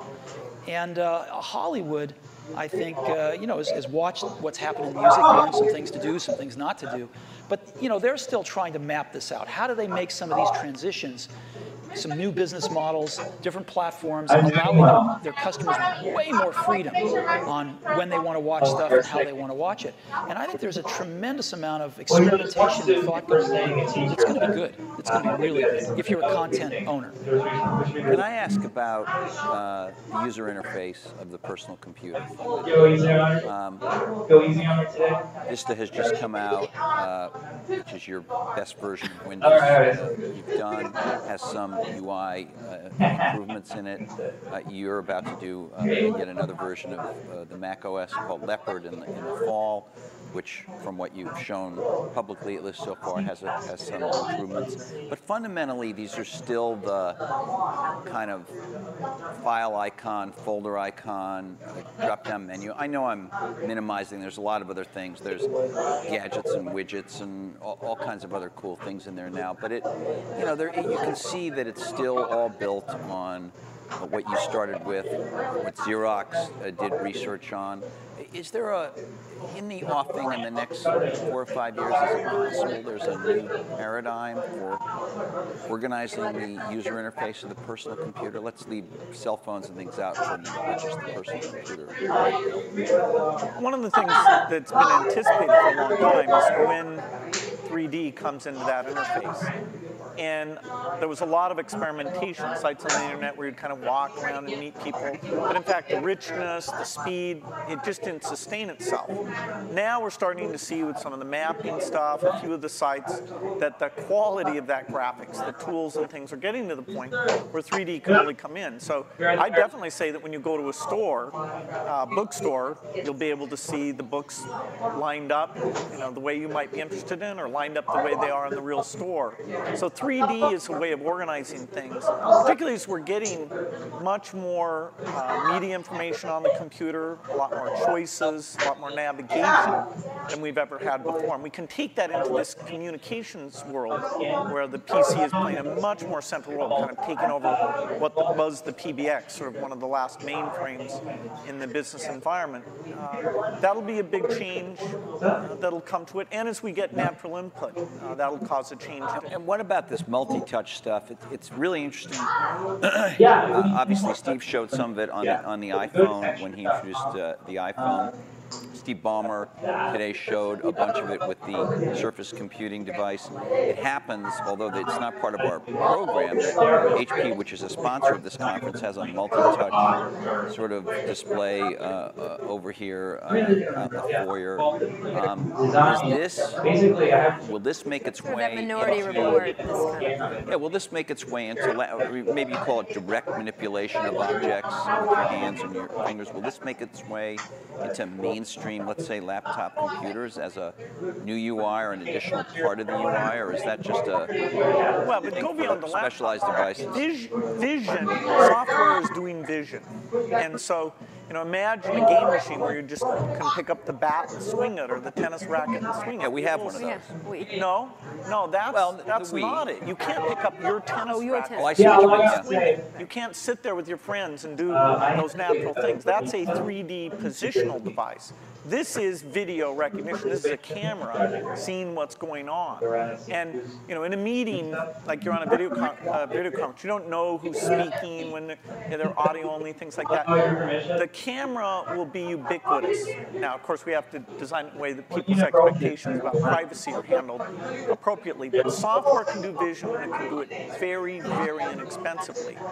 And that means this stuff becomes pervasive. You don't just talk about it being in a laptop device. You talk about it being part of the meeting room or the living room. But on the laptop, the way that, and maybe I'm wrong. Maybe this is what we have is great, and we don't need any new big radical change. But when I turn on my laptop, whether it's my Vista laptop or my Mac laptop, it's there have been improvements, but it's a lot like it was 10 years ago. It's much better. The graphics are better and all that. You talked about that radical change. You have the mouse, you have the icons you move around, you have and you talked about what a big gamble it was in '84 to do that, and then follow on with with Windows, we still essentially have that approach. And I'm just wondering, is that going to change? Touch, ink, speech, vision, those things come in, but they don't come in as a radical substitute. I think you're also underestimating the degree of evolution because you've lived with it year by year. You know, say we sent you away for 10 years and you came back and you said, wow, there's a search paradigm, and that's more at the center of how you find these things. There's tagging, that's more at the center of how you find these things. The evolution is a very good thing. In fact, even in that evolution, the stuff we did with Office, there's this balance you strike where if you make a change, in that case the ribbon, you're going to have some users who feel like, oh, geez, I have to spend a little bit of time to be brought along to that. But there has been good evolution, but these natural interface things are the revolutionary change, and they'll be very revolutionary. That together with the 3D that I talked about. You know you're working on something that's going to be beautiful. Yeah. I can't talk about it, but Bill discusses all his secret plans. You don't discuss anything. I know it's not fair, but it's. Where are you on here? I think the question is a very simple one, which is how much of the really revolutionary things people are going to do in the next 5 years are done on the PCs, or how much of it is really focused on the post-PC devices. And there's a real temptation to focus it on the post-PC devices because it's a clean slate, and because they're more focused devices, and because they don't have the they don't have the legacy of these zillions of apps that have to run in zillions of markets. And so I think there's going to be tremendous revolution in the experiences of the post-PC devices. And the question is how much to do in the PCs. And I'm sure Microsoft is. We're working on some really cool stuff, but some of it has to be tempered a little bit because you do have these tens of millions in our case, or hundreds of millions in Bill's case, users that are familiar with something that they don't want a car with 6 wheels. They like the car with 4 wheels. They don't want to drive with a joystick. They like the steering wheel. And so, you have to, as Bill was saying, in some cases you have to augment what exists there, and in some cases you can replace things. But I think the radical rethinking of things is going to happen in a lot of these post-PC devices. I'm going to ask a more personal question. We have just a minute before we're going to open up for questions. What's the greatest, I'm not going to call this the Barbara Walters moment and ask you what tree you'd like to be, but you would love to be Barbara Walters, let me just tell you. No, I would not. What's the greatest misunderstanding? Ding, right. But thank you, Steve. About your relationship. I mean, you're obviously going to go down in history as... You have to, as Bill was saying, in some cases you have to augment what exists there, and in some cases you can replace things. But I think the radical rethinking of things is going to happen in a lot of these post-PC devices. I'm going to ask a more personal question. We have just a minute before we're going to open up for questions. What's the greatest, I'm not going to call this the Barbara Walters moment and ask you what tree you'd like to be, but you would love to be Barbara Walters, let me just tell you. No, I would not. What's the greatest misunderstanding? Ding, right. But thank you, Steve. About your relationship. I mean, you're obviously going to go down in history as history books already said kind of thing. But what's the greatest misunderstanding between your relationship and about each other?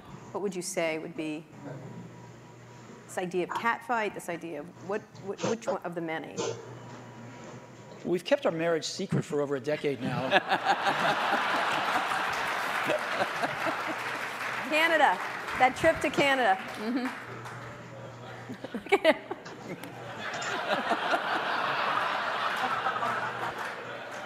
Was there?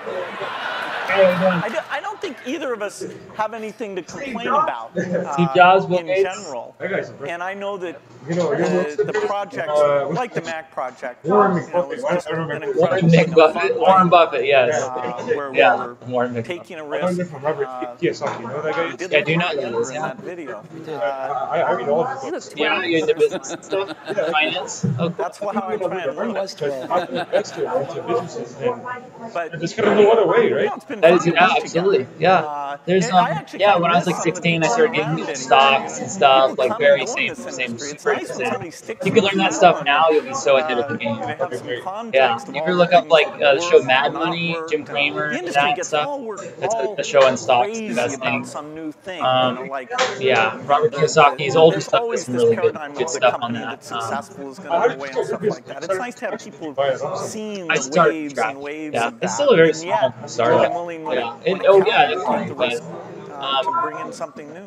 yeah. Has it been The important? time was ready. I One got last good question. enough in Unreal. The whole time I thought I was No, going to get he hired to didn't market answer us big because he games. just said this. And I got so good, it was like, oh, okay, yeah, yeah. I I thought that can was make my your own. answer. That wasn't my answer.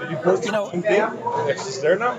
when Bill and I Go through first met each other Chad, go and away. worked together in the early Good, days, thank God. Okay, I was wondering who Chad, it go was. away. generally, Chad, we leave. were Nobody both wants the you. youngest Leave, guys Chad. in No, get the out of our individual way. together, I never about 6 months apart. Stop it. No, you don't Roughly understand the our same inside age. joke. And now, when Stop we're it. You working don't at our respective understand. companies, I don't know about you, but I'm the It's oldest the guy in the many room most seasons of the of time. white boy.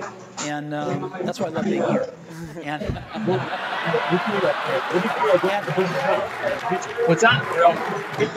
Happy to oblige. Happy I to want to build a oblige. team And, for making much larger games. So you I know, don't I want to think stay of a most small things in indie life as developer Bob forever, Dylan like a lot of people are. But there's And that that's why, like, I one line in that purposefully, one Beatles hey song, guys, no running. Stop. you and I have memories longer than the road that stretches out ahead. And that's clearly true here. So I want to You do know what? stuff I with think we should end it there. like the Let's video. just end it there. I'm having a little tear right here. 9 and 11 projects. Thank you. Thank you very much. So and some of them are like open world RPG and stuff that would need a team to build this for that big team. So games on documents or good start for sure. But you don't have to. That's where you just start the prototype. I'd say that probably Have you ever had a almost standing every single No. game I don't know. had a prototype up and running in 1 month they something good fun. So what that means is prototype is the slice level up. You hit play, character, you can move around, if it has the RPG, you can pick up objects, and then maybe some technical stuff. You get inventory, you look fruity, that the area is working. And then you might work on side that, but it's good to not, you want to be, Okay, you want to so spend as much some time in audience production. questions. Questions. Can we have the lights? But pre-production. Roger Mack, Roger. In fact, that book right there, Hey guys, that was game design incredible. book, Thank you has a very lot much. to the game project management. We've got a whole thing. big election coming up next year. I'm curious if there are any issues So, that you see in Silicon Valley actually, that we all ought to be focused on communicating effectively to the next potential president of the United States. That is any common ground that we share, because it's weird, you don't actually hear any issues that people are talking about right now. I'm curious if you guys have any. Which is the most Well, certainly education is one that I'd put at the top of the list. Is Are there technological solutions right now that they could do something about, or is that just sort of like... No, technology is going to be helpful more and more, but the way that teachers are measured and made excellent, the way that the high schools are designed, the expectations they have, it's not just a pure technology thing, it's more an institutional practice where the opportunity is. There should be a lot of debate about the different ways of doing that. No, I don't. It's me doing all the... Boy, we've got some pretty big problems, and I think most of them are much bigger than anything Silicon Valley can contribute right now to solve. So hopefully some of those will get solved. I also think we underestimate how much all of our industry depends on stability. We've enjoyed a long period of stability, and we've been able to focus on technology and growing our businesses and stuff, and I think we take that for granted. One of the more interesting areas that we all suffer from, of course, is in the area of energy dependence. And there's a lot going on. I know a lot of investing going on anyway. I don't know if the results are there, but a lot of investing going on in alternative energy, and maybe Silicon Valley can play a small role in some of that stuff. Some. That's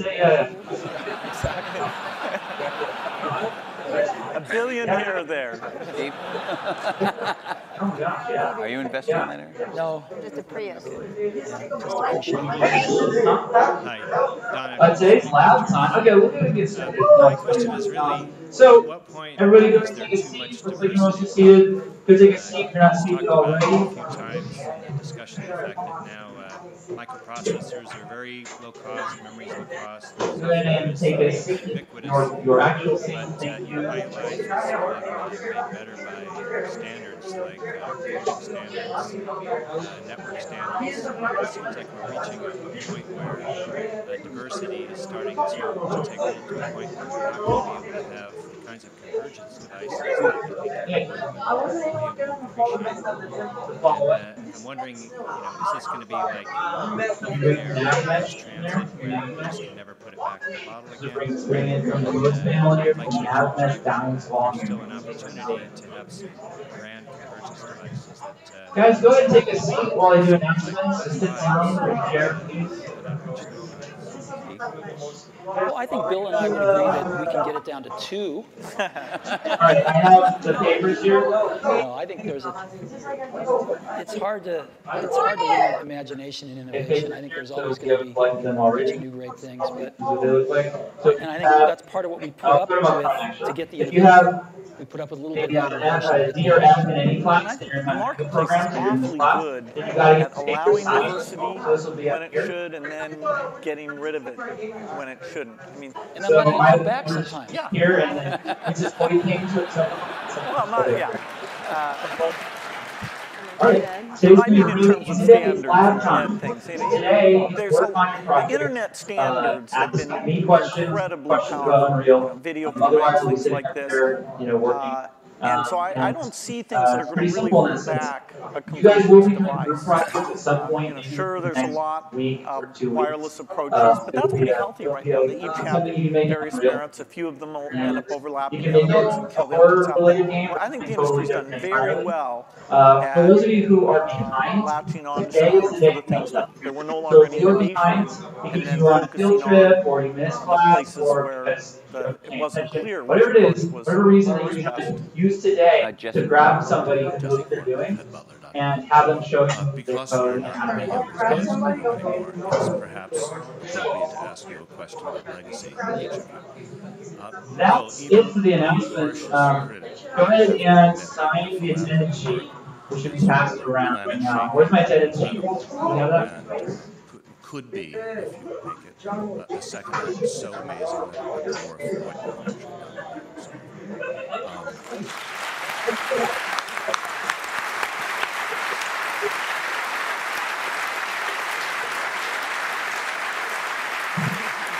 All right, you can sign your name in the comment section of attendance, Steve, otherwise you'll be marked you absent. look at Bill and you think, gee, that guy is so lucky. He had a company so rich with talent that he didn't. And with that, go ahead and do your project. Like I said, if you're behind, please right now. I wish I had the opportunity. Second answer. Well, the most important work I got a chance to be involved in, no matter what I do, is the personal computer. That's what I grew up in my teens, my 20s, my 30s. I even knew not to get married because I was until later, because I was so obsessed with it. That's my life's work. And it's lucky for me that some of the skills and resources, but I'd put skills first, that I was able to develop through those experiences can be applied to the benefit of the people who haven't had technology, including medicine, working for them. So it's an incredible blessing to have two things like that. But the thing that if you look inside my brain, it's filled with software and, the magic of software and a belief in software. That's not going to change. So your question was about whether I wish I didn't have to go into Apple every day? Yeah. You know, if you envy Bill a bit, the second act that he has. Oh no, I think it's. I think the Want to do world's. anything else? I think the world's a better place because Bill realized that his goal isn't to be the richest guy in the cemetery, right? That's a good thing, and so he's doing a lot of good with the money that he made. You know, I'm sure Bill was like me in this way. I mean, I grew up fairly middle class, lower middle class, and I never really cared much about money. And Apple was so successful early on in life that I was very lucky that I didn't have to care about money then. And so I've been able to focus on work and then later on my family. And I sort of look at us as two of the luckiest guys on the planet because we found what we loved to do, and we were at the right place at the right time. And we've gotten to go to work every day with super bright people for 30 years and do what we love doing. And so it's hard to be happier than your family and that. What more can you ask for? And so I don't think about legacy much. I just think about being able to get up every day and go in and hang around these great people and hopefully create something that other people will love as much as we do. And if we can do that, that's great. Yeah. Thanks, Stephen, Bill. Rob Kelly, my business partner. We've got a 100-person internet media business. I'm wondering what would be the single most valuable piece of advice you'd give us to even attempt to create some of the value that you guys have done in both your very impressive companies. I think actually, maybe in both cases, correct me if I'm wrong, the excitement wasn't really seeing the economic value. You know, even when we wrote down at Microsoft in 1975, a computer on every desk and in every home, we didn't realize, oh, and we'll have to be a big company. Every time I thought, oh God, can we double in size? Jeez, can you manage that many people? Will that feel fun still? You know, and so every doubling was like, okay, this is the last one. And so the economic thing wasn't at the forefront. The idea of being at the forefront and seeing new things and things we wanted to do, and being able to bring in different people who are fun to work with, eventually with a pretty broad set of skills, and figuring out how to get those people, those broad skills, to work well together has been one of the greatest challenges. You know, I've made more of my mistakes in that area maybe than anywhere, but you know, eventually getting some of those teams to work very well together. So you know, I think it's a lot about the people and the passion, and it's amazing that the business worked out the way that it did. People say you have to have a lot of passion for what you're doing, and it's totally true. And the reason is because it's so hard that if you don't, any rational person would give up. It's really hard, and you have to do it over a sustained period of time. So if you don't love it, if you're not having fun doing it, and you don't really love it, you're going to give up. And that's what happens to most people, actually. If you really look at the ones that ended up, you know, being successful, unquote, in the eyes of society, and the ones that didn't, oftentimes it's the ones that are successful loved what they did so they could persevere when it got really tough. And the ones that didn't love it quit because they're sane, right? Who would want to put up with this stuff if you don't love it? Slow down. So it's a lot of hard work, and so yeah, it's a lot of worrying constantly. And the components, click something called movement component. If you don't love it, find movement. you're going to fail. Yeah, that. So you got to love it. You got to have passion, and I think that's the high order bit. The second thing is you've got to be a really good talent scout, because no matter how smart you are, you need a team of great people, and you've got to figure out how to size people up fairly quickly, make decisions without knowing people too well, and hire them, and see how you do, and refine your intuition, and be able to help build an organization that can eventually just build itself, because you need great people around you. Liz.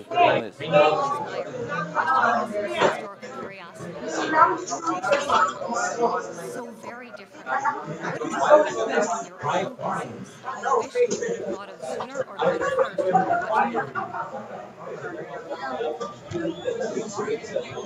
Well, I'd give a lot to have Steve's taste. He has natural, not a joke at all. I think in terms of intuitive taste both for people and products. You know, we sat in Mac product reviews where there were questions about software choices, how things would be done that I viewed as an engineering question. You know, and you know that's just how my mind works. And I'd see Steve make the decision based on a sense of people and product that you know it's even hard for me to explain. The way he does things, it's just different. And you know, I think it's magical. And in that case, wow. You know, because Woz and I started the company based on doing the whole banana, we weren't so good at partnering with people. And you know, actually, the funny thing is, Microsoft's one of the few companies we were able to partner with that actually worked for both companies. And we weren't so good at that, as where Bill at Microsoft were really good at it, because they didn't make the whole thing in the early days. And they learned how to partner with people really well. And I think if Apple could have had that, a little more of that in its DNA, it would have served it extremely well. And I don't think Apple learned that until, you know, what it is basically a few decades later. When it's ready to install. Last question. Is there? I'm sorry. Over here. Yeah, hi, Charlie Brenner from Fidelity Investments. In our financial services industry, we are focusing very strongly on aging and retiring people. There's a huge demographic. We're not that old. Oh, no, I wasn't. The question is different from what it sounds like it's going to be. But most of the innovation that we see coming from computer and internet companies is kind of youth-oriented. And I'm just wondering if there are activities going on in your companies acknowledging what's going to be happening generationally. Not true. I'll give you one example. So we started building in video cameras into almost all our computers a few years ago. And the response by people of all ages, but in particular seniors, has been off the charts. There's more because they're buying these things now, and they're buying them for their grandkids, their sons and daughters with their grandkids, so they can stay in touch with their grandkids, and they're video conferencing more than younger people are.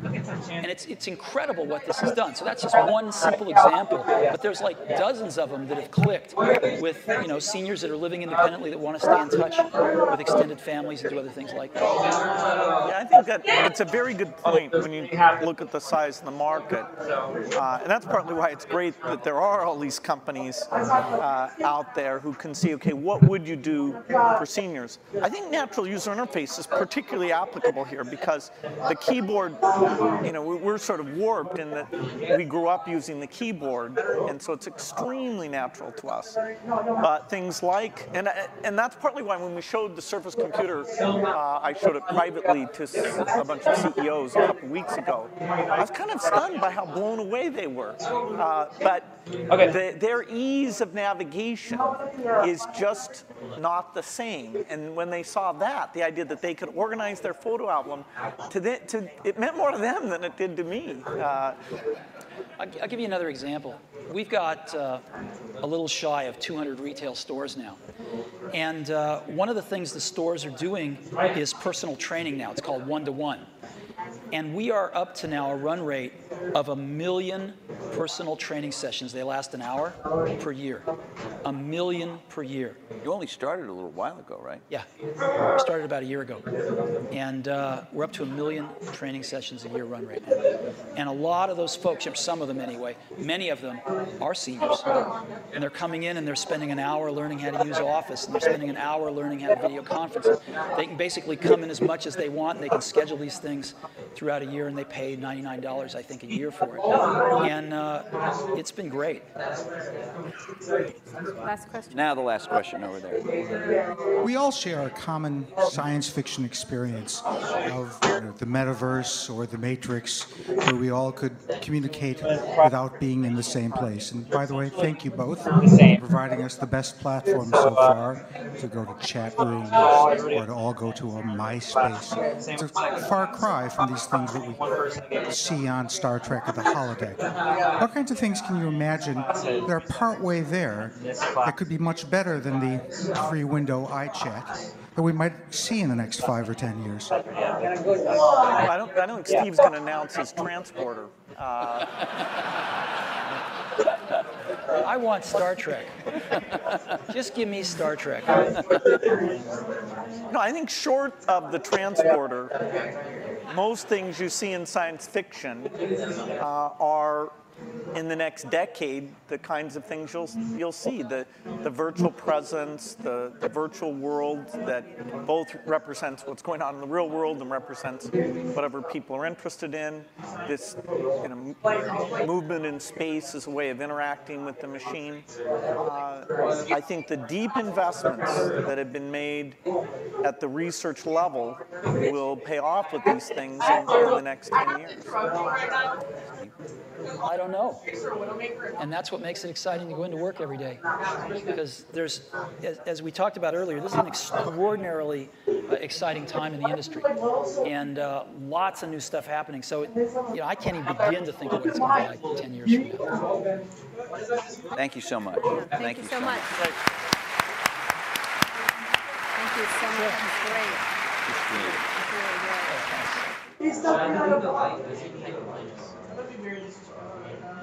Oh, I was saying also, that's a pretty village. So yeah. I was wondering if 5 volts would be too much. Because you know how those plugins from here, maybe connect that to 5 volts. Mm-hmm. I don't know if that's too much or not. I'd be fine with trying. I mean, it's a $30 thing. If it blows out, then at least we tried. Yeah. Because I'm on like. I don't want to blow it out. I don't want it, but it's basically broken. Like I have more batteries. Yeah. I keep going through batteries on it. Okay. I did Duracell today, so far it hasn't had to be replaced. Oh really? Whereas every day, all day. Oh, that's good. So that's good. Charge a reasonable price and go for volume. we'll see with that. Because I think people are willing to pay for content. Yeah. I believe in the other music, one was literally like an hour. I believe in media, and I believe in That's 2 AAAs, yeah. But in books, what brand was it? and I'm no expert on this I did 2 different model and all this Panasonics, and then I did these like really cheap Sony. Well, but it looks like your entry into the book thing actually forced the prices up, other than for new like bestsellers where there's a lot of competition. So isn't that opposite of what you just said of trying to price more aggressively? Wi-Fi is good. Okay, good. The typical book is the blocked website towards stuff that would be $14.99, and Amazon got out of holding it down to because I can't get their graphic games launchers don't work, and so we can't do like get assets into the game. Yeah, it's complicated. So. Because it's asking for an administrator, right? Yeah, exactly. The market right now you know how we would is such that it is set up to be far more responsive to consumer demand for what the prices need to be than it was thing tomorrow. 6 months ago. How about you? No one asked, way more so I don't think I'm going. So we may see prices go up a little bit, but if consumers want the prices to be less, they will be far more responsive to those signals. Well, I did hear because the structure of the market. Because the structure of do we get paid? how the publishers are approaching I don't know if I'm this has changed dramatically. It's $20 now. So let's talk more broadly about tablets. A second ago you said you have a lot of plans for tablets, or thoughts about what tablets can be. And when you did your presentation on the iPad, you said it's like, here's your phone, here's your laptop, here's this third category. And if it's not better than a netbook, if it's not of value to people, it's not going to succeed. And in my own review, I was, I liked it. I was favorable. I said it had a chance to really change things. But I also said people have to feel like it's not an extra thing to carry. They have to feel like it's enough of the time going to replace enough of the things they do on their laptop, not necessarily 100%. Well, she's on her way back. Is the tablet going to charger for this? Eventually replace the laptop thing? There are a lot of people who say, well, you'll never do content creation. Talk about what you think, where it's going. Not just the iPad, but the tablet itself as a form. So Thursday, Mr. Willis's boss is coming. I'm trying to think of a good analogy. That's what we'll be flipping. So we were an agrarian nation. All cars were trucks. Okay. Because that's what you Who's boss? on the the farm. But As vehicles started to be used in the urban centers, Oh, wow. Okay. So his boss will be. and America started to move into those urban and then suburban centers, cars got Don't more hit any popular. kids or anything. Innovations like automatic transmission and power steering and things that you usually didn't care about in a truck. Yeah, put them away. Okay, I'll lock him in the closet, right? Cars. Good. And now, probably, I don't know what the statistics are, maybe 1 out of every 25 vehicles, 30 vehicles is a truck. Nothing. Will you want to bring that to me Monday? Yes. Okay. PCs are going to be like trucks. All right. They're still going to be around. Sounds good. They're still going to have a lot of value. Maybe I won't. But they're going to be used by 1 out of 6 people. Yeah, she's on. And when you say PC, just so I'm clear, it's not PC versus Mac. You mean I mean personal computers, and you're including laptops and desktops. Okay. And this transformation is going to make some people uneasy. People from the PC world, like you and me. It's going to make us uneasy because the PC's taken us a long ways. It's brilliant. And we like to talk about the post-PC era, but when it really starts to happen, I think it's uncomfortable for a lot of people. And because it's changed, and a lot of vested interests are going to change, and it's going to be different. So I think that we're embarked on that. Is it the iPad? Who knows? Will it happen next year, or 5 years from now, or 7 years from now? Who knows? But I think we're heading Well, you don't in the really think it's going to happen next year, right? I mean, it's a longer process than that. Sure. And what do you imagine?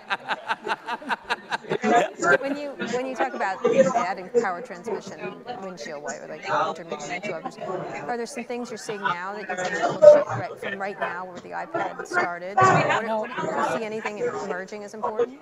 People laugh at me because I have used the phrase magical to describe the iPad. Yes, but it's what I really think. And there's something magical about it. It's like you have a much more direct and intimate relationship with the internet and media, your apps, your content. It's like some intermediate thing has been removed and stripped away. The keyboard. You know, like that Claritin commercial where they strip away the film? Yeah. It's like that. Okay.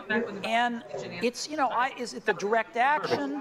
Is it the fact that you can move it all around? Is it the fact that you have no cables and 10-hour battery life? I don't know. It's all these things, plus other things which I don't understand yet. But there's something about it that's magical. And I think we are just scratching the surface on the kind of apps we can build for it. I think one can create a lot of content on it.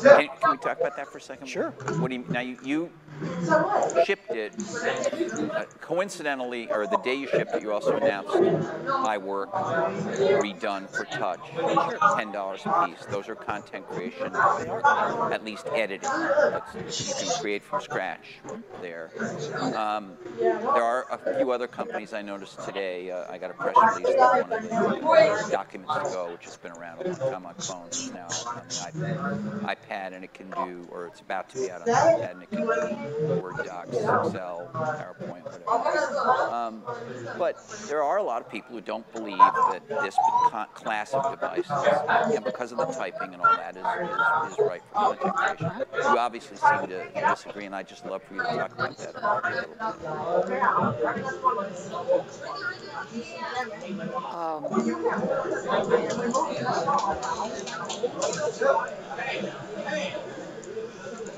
Yeah, why? I guess why wouldn't they be is the question. I could say when I'm going to write that 35-page analyst report, I want to use my Bluetooth keyboard, but that's 1% of the time I'm using it, so I still get the benefits the other 99% of the time.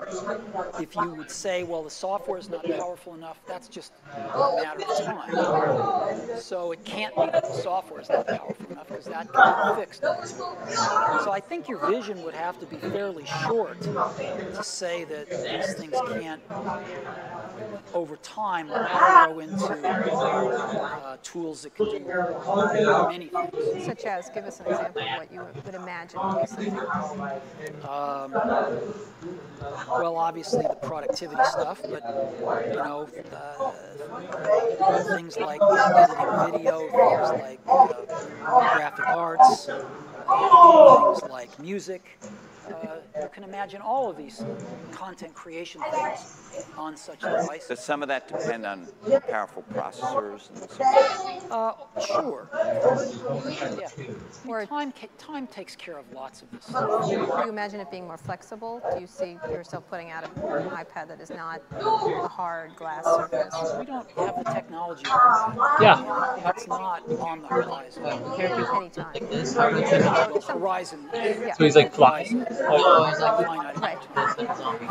So, would you ever? That's a little complicated, what is the but problem it would be there? done through. What are the technical? Your character is a skeletal mesh, right? I'm not an Skeletal expert mesh in what it takes has to make skeleton bones in it. You can animate a lot of those people bones. have That's how tried, a lot of animations people work. are trying. So Somebody you will have a breakthrough, but because you want it for your enemy, right? That's why I flexible, printable.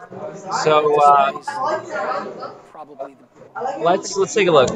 Many years away. Can I talk to you about a somewhat different subject, which is curation? So you are, as Rupert said in his opening talk, you know, there's been some blurring. Some technology companies and media companies are in each other's businesses a little bit, and you obviously are a retailer of a lot of content and of apps as well. And there's been a lot of, you know, there are these controversies that flare up periodically about your app store rejecting things, and in some cases you backtracked and changed your mind after there was an outcry and so forth. And you know, I don't know of any law that says that any merchant, whether it's you or Walmart or CVS or anyone, has to carry anything they don't want to carry. But isn't there, as you become more and more popular, you know, we started by talking about your market cap, which is kind of a symbol of that, let's say, and you're selling every 3 seconds an iPad, there's responsibility along with that, as you have pointed out. We become big, unlike what? CVS, not big. I'm like, right, but you become big, so you've got the most apps. My question to you is, you've talked in some of the things you've written about the responsibility to protect your consumers from malware and from porn and stuff like that, but is there a downside of you guys acquiring, oh, wait a minute, is there a downside of you guys acquiring all this power and saying no to some political cartoonist or no to some political candidate, and also doing it in a black box that at least a lot of people on the outside have trouble understanding what the rule is. So don't you have a problem there? Well, let me tell you, first of all, we have 2 platforms we support. One is completely open and uncontrolled, and that's HTML5. HTML5 is a set of standards set by independent standards organizations that are widely respected. So HTML5, CSS, you know, stuff like that. JavaScript would be a third one. So we support HTML5. Yeah. We have the best support for HTML5 of anybody in the world in our browsers. And so I think someone's using it, but when it gets back, go ahead. Completely open. Or if you want to use another bathroom, you can go do that too. Standards-based. We then support a curated platform, which is the App Store, which has over 200,000 apps in it. It's the most vital applications community on any platform in the world today. So how do we curate this? It's a bunch of people, just like you and me, coming into work and doing their best every day. And we've got a few rules. Some of the rules are the app has to function as advertised, has to do what the developer advertises it's going to do, can't crash, cannot use unsupported APIs, because if a bunch of customers buy the app and we upgrade the OS and they're using unsupported APIs that break, then the apps will break, and we'll have a whole bunch of unhappy customers. So they can't use they have to use public APIs only, and those turn out to be the three biggest reasons we reject apps. It's for those three things. But we approve 95% of the apps that are submitted every week, which is many, many, many, many thousands every week. We approve 95% of them in 7 days. What happened in these cases like that?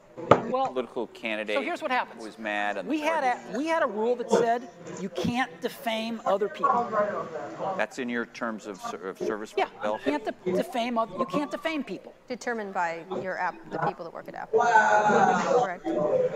I mean, yes, but I think it would be determined pretty much universally among rational people. Not some strange definition. You can't defame people. And the problem is, political cartoons got caught in that, because by definition they defame people. So we didn't think of that. That was an unintended consequence of a rule that said you can't defame people. So this guy submits this cartoon late last year. The rule's still in place. He gets rejected. For other reasons, we realized that this is an unintended consequence. We changed the rule, I think it was in January, except for political cartoons. The guy never puts his app back in again. He wins a Pulitzer Prize. Somebody asks him, he doesn't actually run to the press, but somebody asks him, how come this isn't on the iPhone? He goes, oh, I submitted it, they rejected it. He's a nice enough guy about it.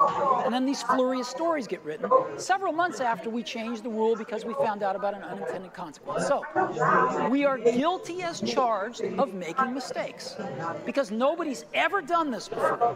Nobody's ever tried to set rules for 200,000 apps in 2 years in the most vital app community on any platform before. We're doing the best we can. We're learning as fast as we can. We're changing the rules when it makes sense, but we think it made sense to have a rule that said, you can't defame people, because we didn't want these apps that that did that. We didn't think that was right. So we're doing the best we can. We're making mistakes. We're fixing them as fast as we can. And what happens sometimes, though, is that some people lie.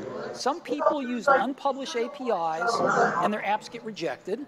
Some people submit an app that they say does one thing but really does something else. They try to hide it from us. They get very clever about that. They try to hide it from us, and we find it, and we reject it, and they run to the press, and they tell the press the story about oppression, and it gets written up, and they get their 15 minutes of fame because they hope it will convince us to change our minds, which it never does, but they keep trying to do that. And it's unfortunate, but we take it in the chin. That's part of what we do, and we don't run to the press and go, this guy's a son of a bitch liar. That's just not appropriate for us to do. So we take it in the chin, and we move on. Well, if you have a list you want to read out here. The government is looking into this, correct? Is that not that we know? There's over the iAds, is that correct? That's a different story.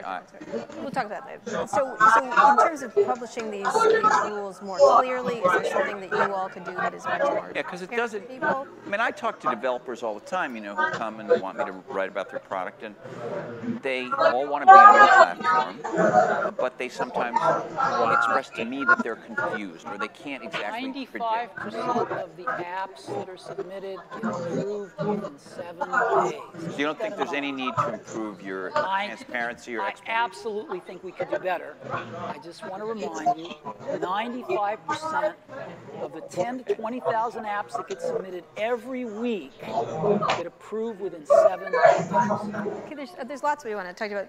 Just curious, I'm just sitting here listening to you. What do you do all day? What is your It's just, as I was sitting here, I was like, I wonder what he does. Most people think not enough. I think you probably do more than most people. But what is your day like? I would be curious how you go into the office. What is your role at Apple at this point? I have one of the best jobs in the world. I'm incredibly lucky.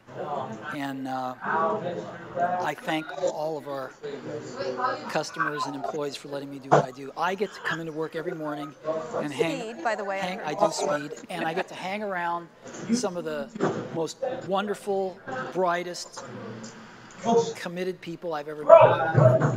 And together, we get to play in the best sandbox I've ever seen and try to build great products. But what's your role in, I know I could sit here and ask you to describe all the features of the new iPhone, but it's like a waste of time, right? You're not going to say it. But they used to have this saying at Apple, isn't it funny, a ship leaks from the top. They don't have that anymore. Okay, but you can do that though. But here's the. What's that? You can send me an email about it.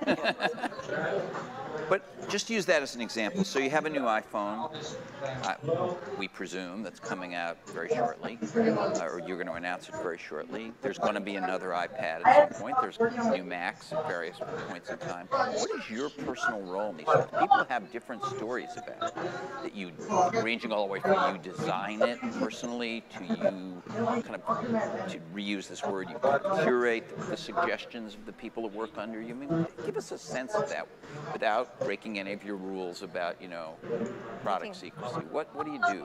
One of the keys to Apple is Apple's an incredibly collaborative company. And so, you know how many committees we have at Apple? No. 0.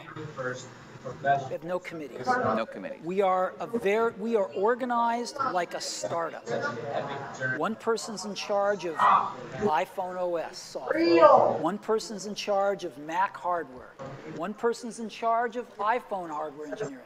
Another person's in charge of worldwide marketing. Another person's in charge of operations. We're organized like a startup. We're the biggest startup on the planet. And we all meet for 3 hours once a week, and we talk about everything we're doing, the whole business. And there's tremendous teamwork at the top of the company, which filters down to tremendous teamwork throughout the company. And teamwork is dependent on trusting the other folks to come through with their part without watching it all the time, but trusting that they're going to come through with their parts. And that's what we do really well. And we're great at figuring out how to divide things up into these great teams that we have and all work on the same thing, touch bases frequently, and bring it all together into a product. We do that really well. And so what I do all day is meet with teams of people and work on ideas and solve problems to make new products, to make new marketing programs, whatever it is. And are people willing to tell you you're wrong? Yeah. I mean, other than snarky journalists. I mean, people that work. Oh, yeah. No, we have wonderful arguments. And do you win them all? Oh, no, I wish I did. No, see, you can't. If you want to hire great people and have them stay working for you, you have to let them make a lot of decisions, and you have to be run by ideas, not hierarchy. The best ideas have to win. So, otherwise, good people don't stay. But you must be more than a facilitator who runs meetings. You obviously contribute your own ideas. I contribute ideas, sure. Why would I be there if I didn't? Okay. All right, well, because there are some companies run in a different way, that's all. What do you imagine? This has been the past 10 years of bringing back Apple, 10, 12 years. What do you imagine the next 10 years of your life is going to be about?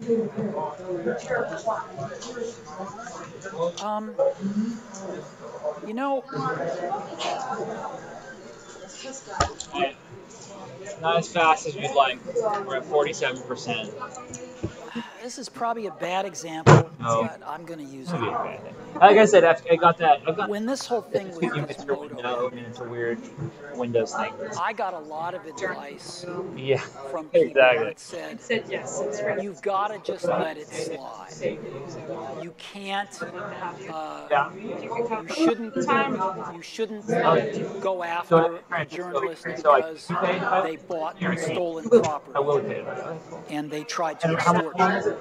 You should let it slide. Apple's a big company now. You don't want the PR. You should let it slide. And I thought deeply about this, and I ended up concluding that the worst thing that could possibly happen as we get big and we get a little more influence in the world is if we change our core values and start letting I'll figure it out, so I can just show up if I decide I can take tonight. I'd rather quit. All right. So, you know, you go back 5 years ago, what would we have done if something like this happened? You go back 10 years ago, you know, what would you do if without going into that?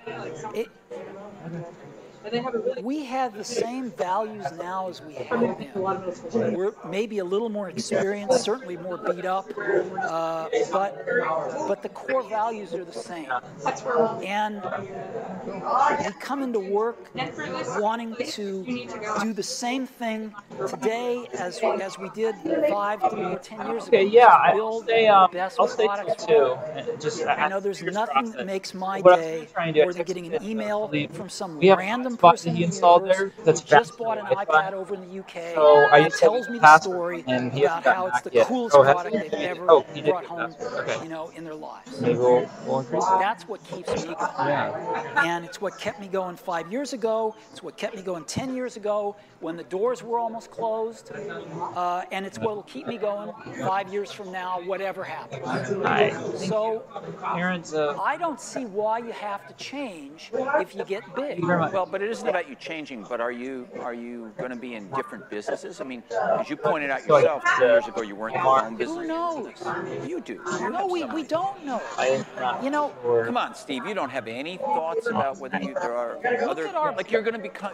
Apparently, you're going into the ad business. Is Omar here? That's a new business. Omar, come up. Sure. Package for you. We're going into the ad business because we want to help our developers make some money so that they can keep providing free or really low-cost apps to customers. That's why we're doing it. We're not going to make much money in the ad business. We're doing it for our developers. And why wouldn't you just why wouldn't it be just okay for other people who are already in the mobile ad business or are moving into it to have done it rather than you go and buy this company? Oh, because we don't think they're going to be able to make our developers as much money because the way they're going about it sucks.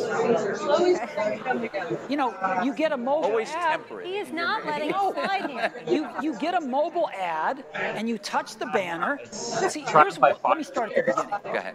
Something really interesting is happening on mobile phones. Crazy. I had 4 They're not mirroring desktops or laptop PCs in that people are not spending their time searching. They're not doing searching anywhere near as much as they do on PCs. We've got all the data.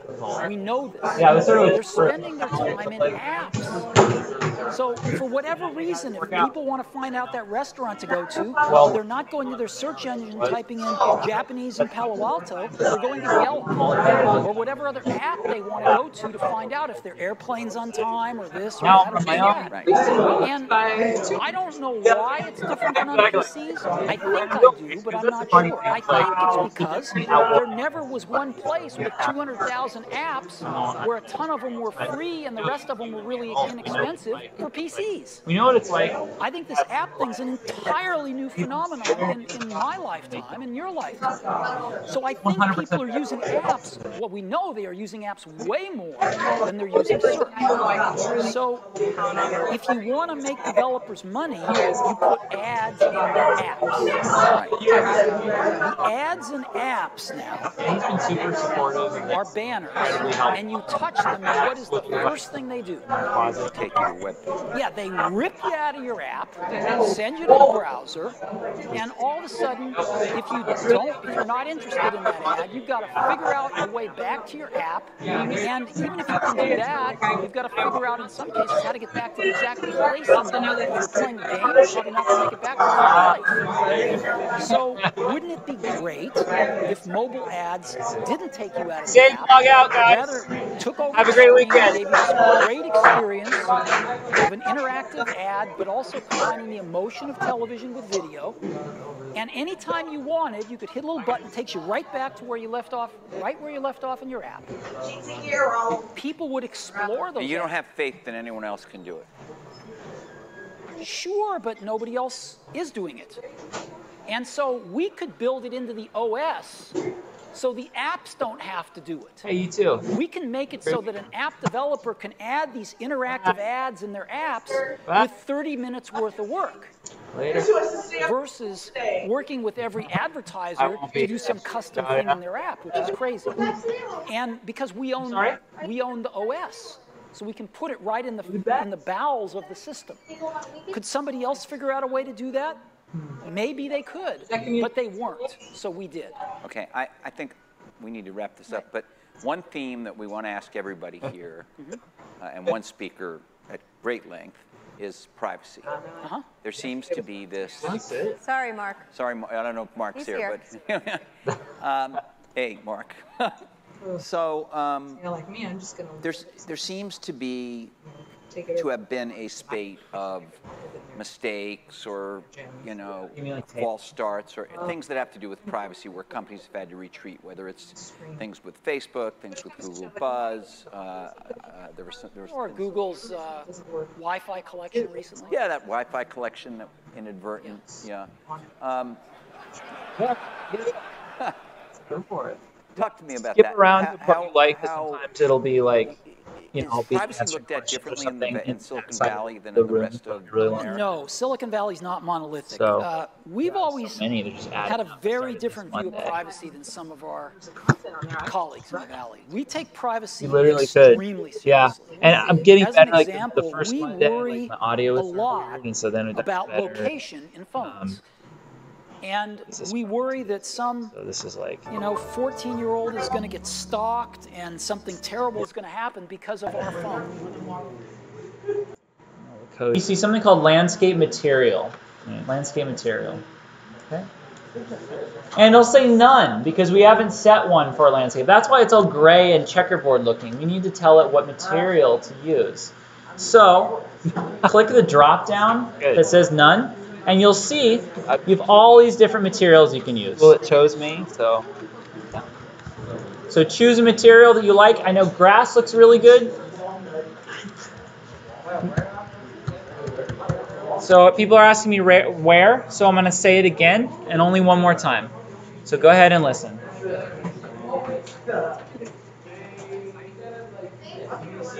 All right. I'm explaining one more time. Maybe not. So you're going to click on your landscape, and once it's clicked, so I'm not in the details panel, you want to scroll down, find the setting that says landscape material. It says none by default. Oh, you want to do is click the little drop down and change it to something new. It's going to come with all the materials in the project. Yeah, got it. It will take time to load, yeah. It'll take a second to compile. I will see you Monday. Have a great weekend. Okay, so I did grass, so mine looks like grass, like this. So,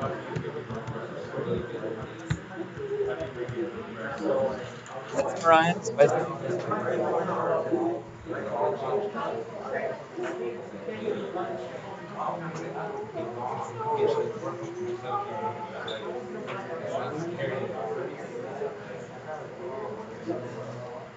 Huh. My map. This one.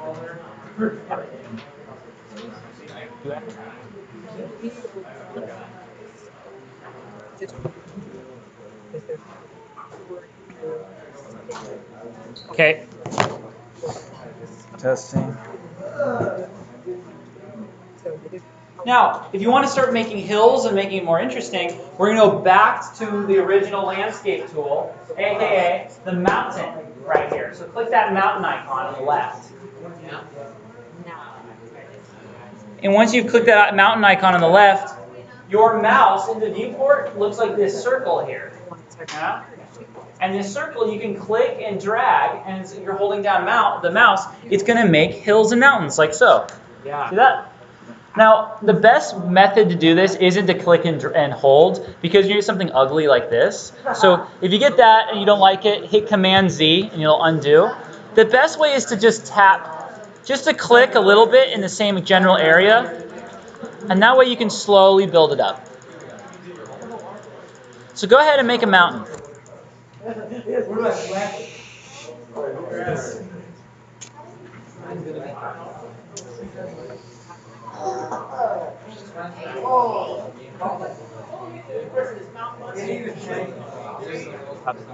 funky. It looks like I don't know what it looks like.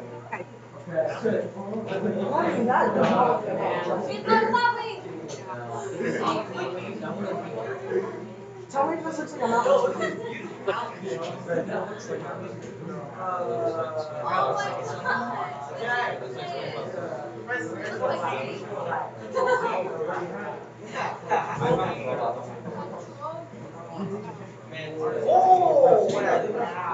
Oh no! I did it by accident. Marco. Okay. Testing.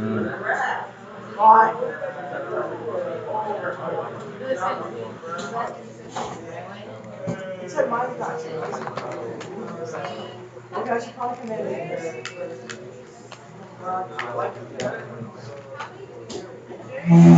Pretty sure I rounded out. Maybe my tooth longer.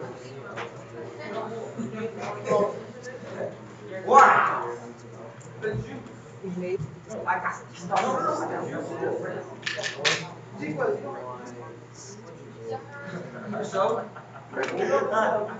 Oh, that's one. Yeah, with the box.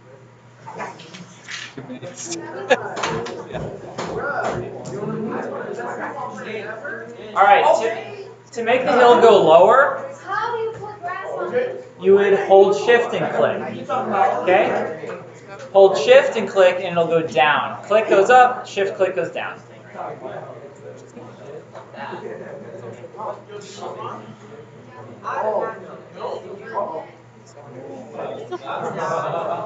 Guys, help. I've done something.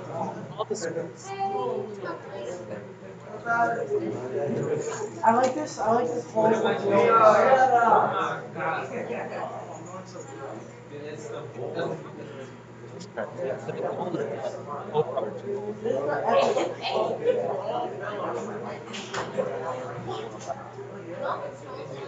This pole has no end.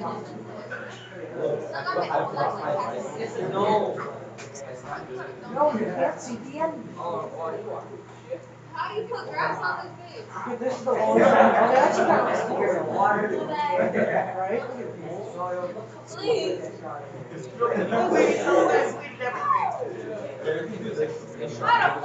I deleted everything by accident. Hey.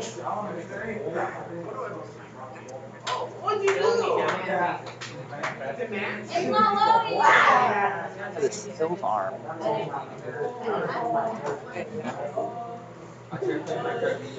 Oh my god, that's Oh my god.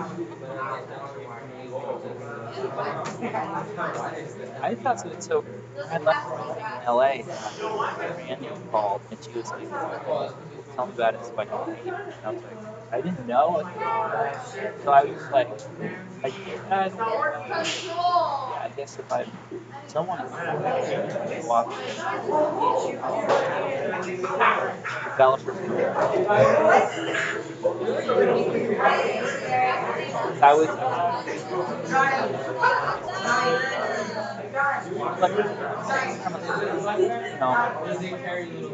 I didn't know. I honestly, I would say yes. Now, why not?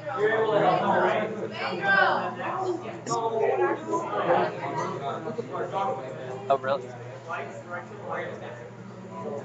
No, hey, if you're. Oh, my daddy didn't give me the time.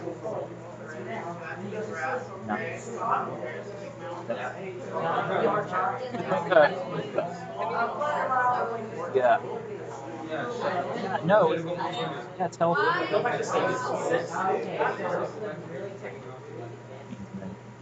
Got detail.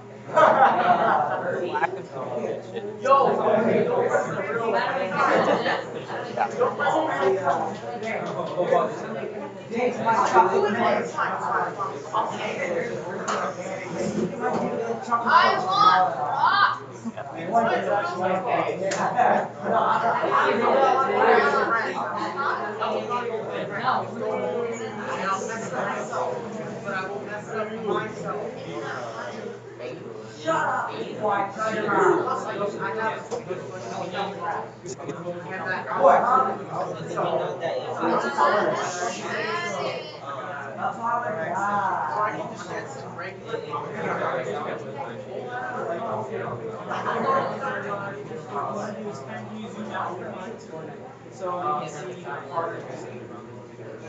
The way I like to do that, yeah, look down and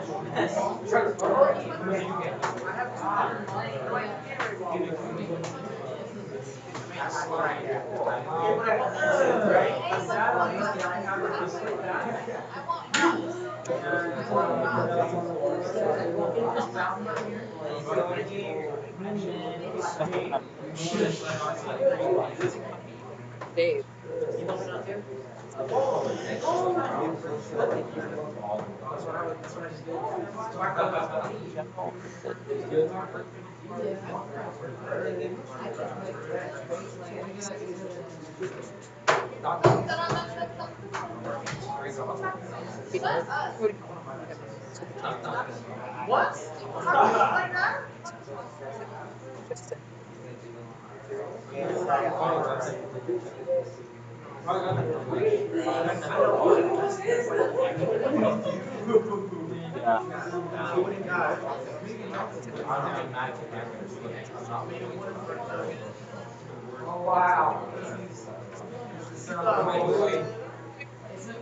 So remember, you hold shift and you can make it go down. Now, on the left, you're using a tool called sculpt. But if you click that tool called sculpt, you'll get other tools, including smooth and erosion. All right?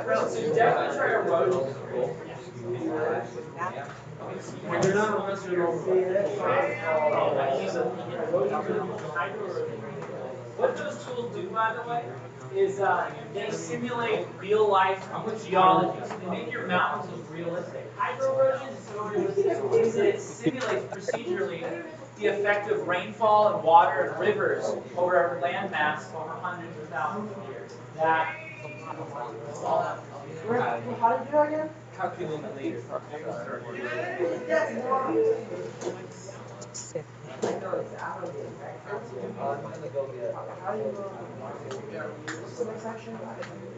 Next action.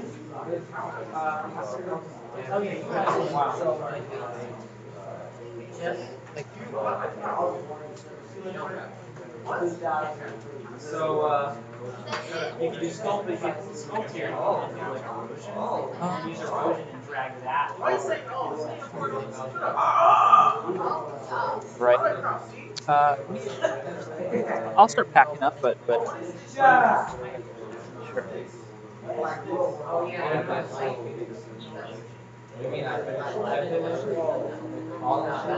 I did tell Franny over the phone. I was like, "Yeah, don't pay me if you don't know about any of this bullshit. Just know I will definitely do that."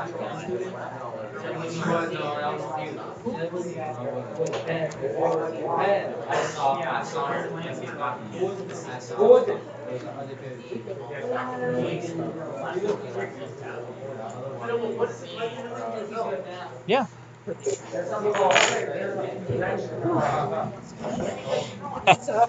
Yeah. Maybe I want to start Franny.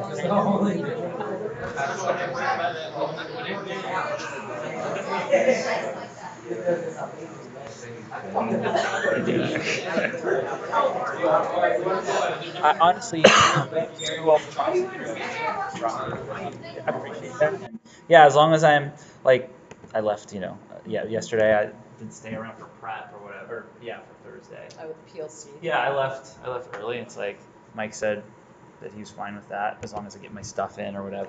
Stuff in, as long as that is still workable, then I'm so far I'm happy with the situation. Waking up early, that is definitely an adjustment, but kind of a positive one. So there's pros. The pro is like Even I still. Yeah. I struggle. It's been years. I have those days where, like, just this week, just because it's just been so good, where like, literally, I'll get home, see my kids for like an hour. Like, I had to go homework last night, and by 9 o'clock, I'm just out.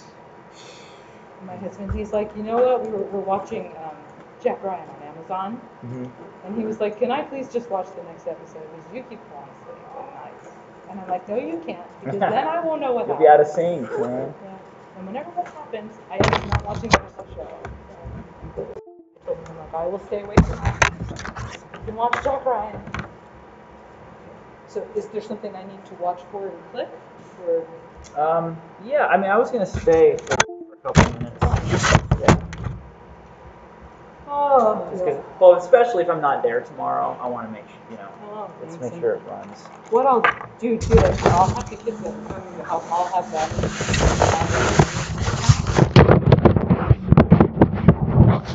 Yeah, exactly. Log in.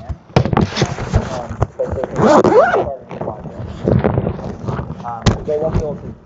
They won't be able to like get to their projects because all the projects are on the computers here. Oh, okay. They're always down there. Yeah, but tell them to make a horror Slenderman game. They better be able to do that by now. Here we are, week 3. That actually would be really cool because then people can see it like from the beginning. Yeah. Watch them. Yeah, they're actually doing it. Yeah, they're building it. Yeah. Are you expecting a big turnout at this thing? We're hoping it will be a bigger turnout than the last one because it was closer to our transportation zone. The thing that killed us last time is that school that we saw is so far away from us. For a lot of people, it just wasn't worth going that far out, especially when they knew that this one was going to be built much bigger. So we're hoping for a big turnout. I thought it was, I attended the interview by saying like, no, last year was something bigger. Yeah. So you look at the people that were really cool. You know, if you're there and you want to promote to folks that, hey, I also do these private events on occasion, feel free to do it because tell them not only can you have me at El Dorado High School, but you can also private training, yeah, that's actually very smart. Smart to start. Totally. Yeah, I emailed one family that did one. Oh, yeah. The other day, so I haven't heard back yet. Yeah, they wanted him to be in here. I didn't want to hurt Felipe's feelings. Oh, is he not in the class? That? Is he not in the class? He should be in your class. Okay, that's what I thought he was in my class. Yeah. Okay, yeah. He was in Felipe's, and they love Felipe. Yeah. But they were just like, he didn't get anything out of Miss Jones last year. So he's behind. Yeah. And they're like, he really wants to be a professional. He's an only child, so I think they have a little pie in the sky for their kid. I don't know how great he is in the classroom. Yeah. But seems good. They were like, we want the absolute best. And if Mr. Torres is a professional, we want him to be. That's awesome. Is that how you're touting me? You are. So I had to negotiate a little bit to get this person. So I told my we got to keep it. I love that. That's the thing. When kids come up and say, "Hey, can I do this?" It's like, sure. Like if you're good and you're reasonable, like totally. What kind of do help you? So, yeah. So kids are willing enough to get their parents to ask. Well, and I told him too. I said, even if we can't make a change, the instructors are still going to be looking. So we still have encouragement. That's what we're doing next Wednesday. Looking here. Yeah. My whole crew basically, they were super big speech trucks. They wanted to put the speech trucks. Sure. So it wouldn't. Yeah. Yeah, yeah. No, of course.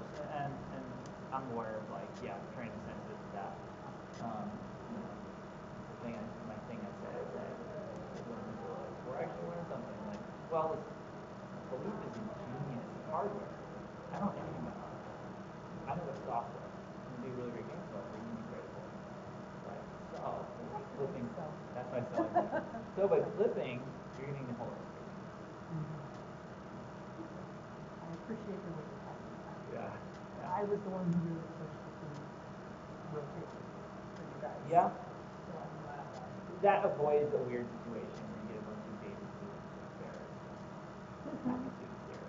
He's my best solution. He's good. And Philippe's all he seems excited about it too. Yeah. He was having his class watch the snakes over there. Yeah. I saw you up there on the street one day and I was like, oh. I love it. Oh, how you doing? We're close. So it's at the verifying stage. We're not too bad. So we have to complete the contract.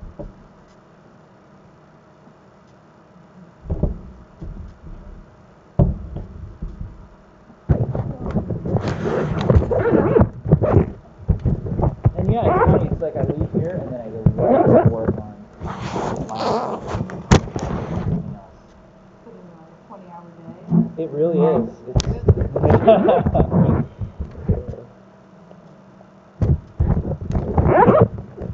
But I got work done today, development related work during lab time, which is kind of cool.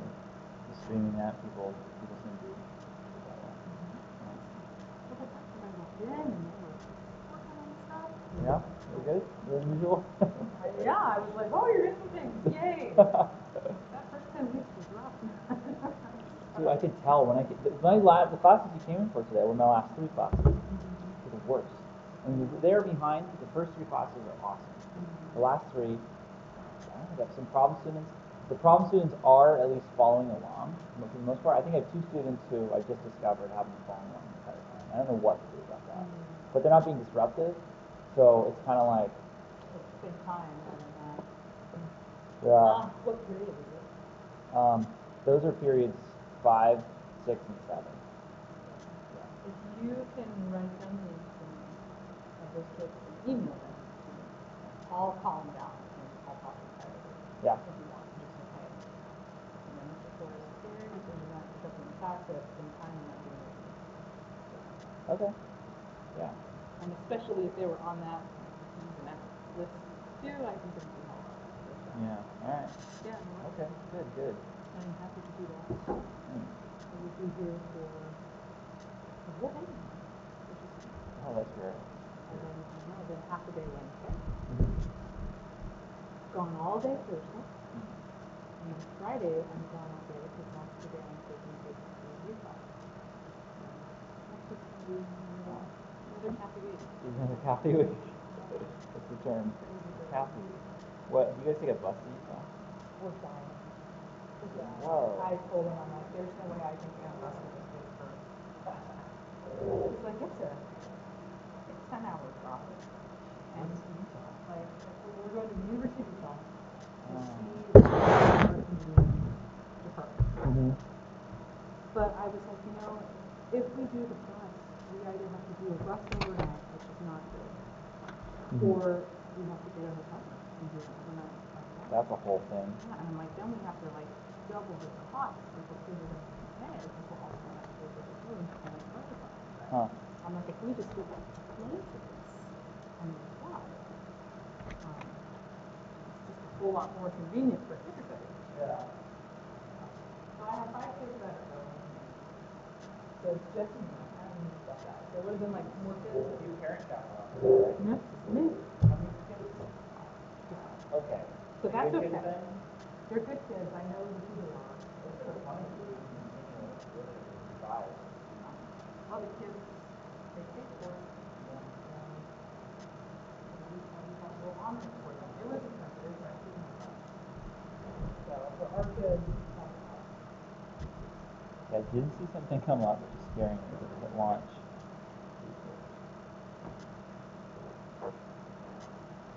Seriously? Okay. Yeah, let's. Alright, well, if it's not working,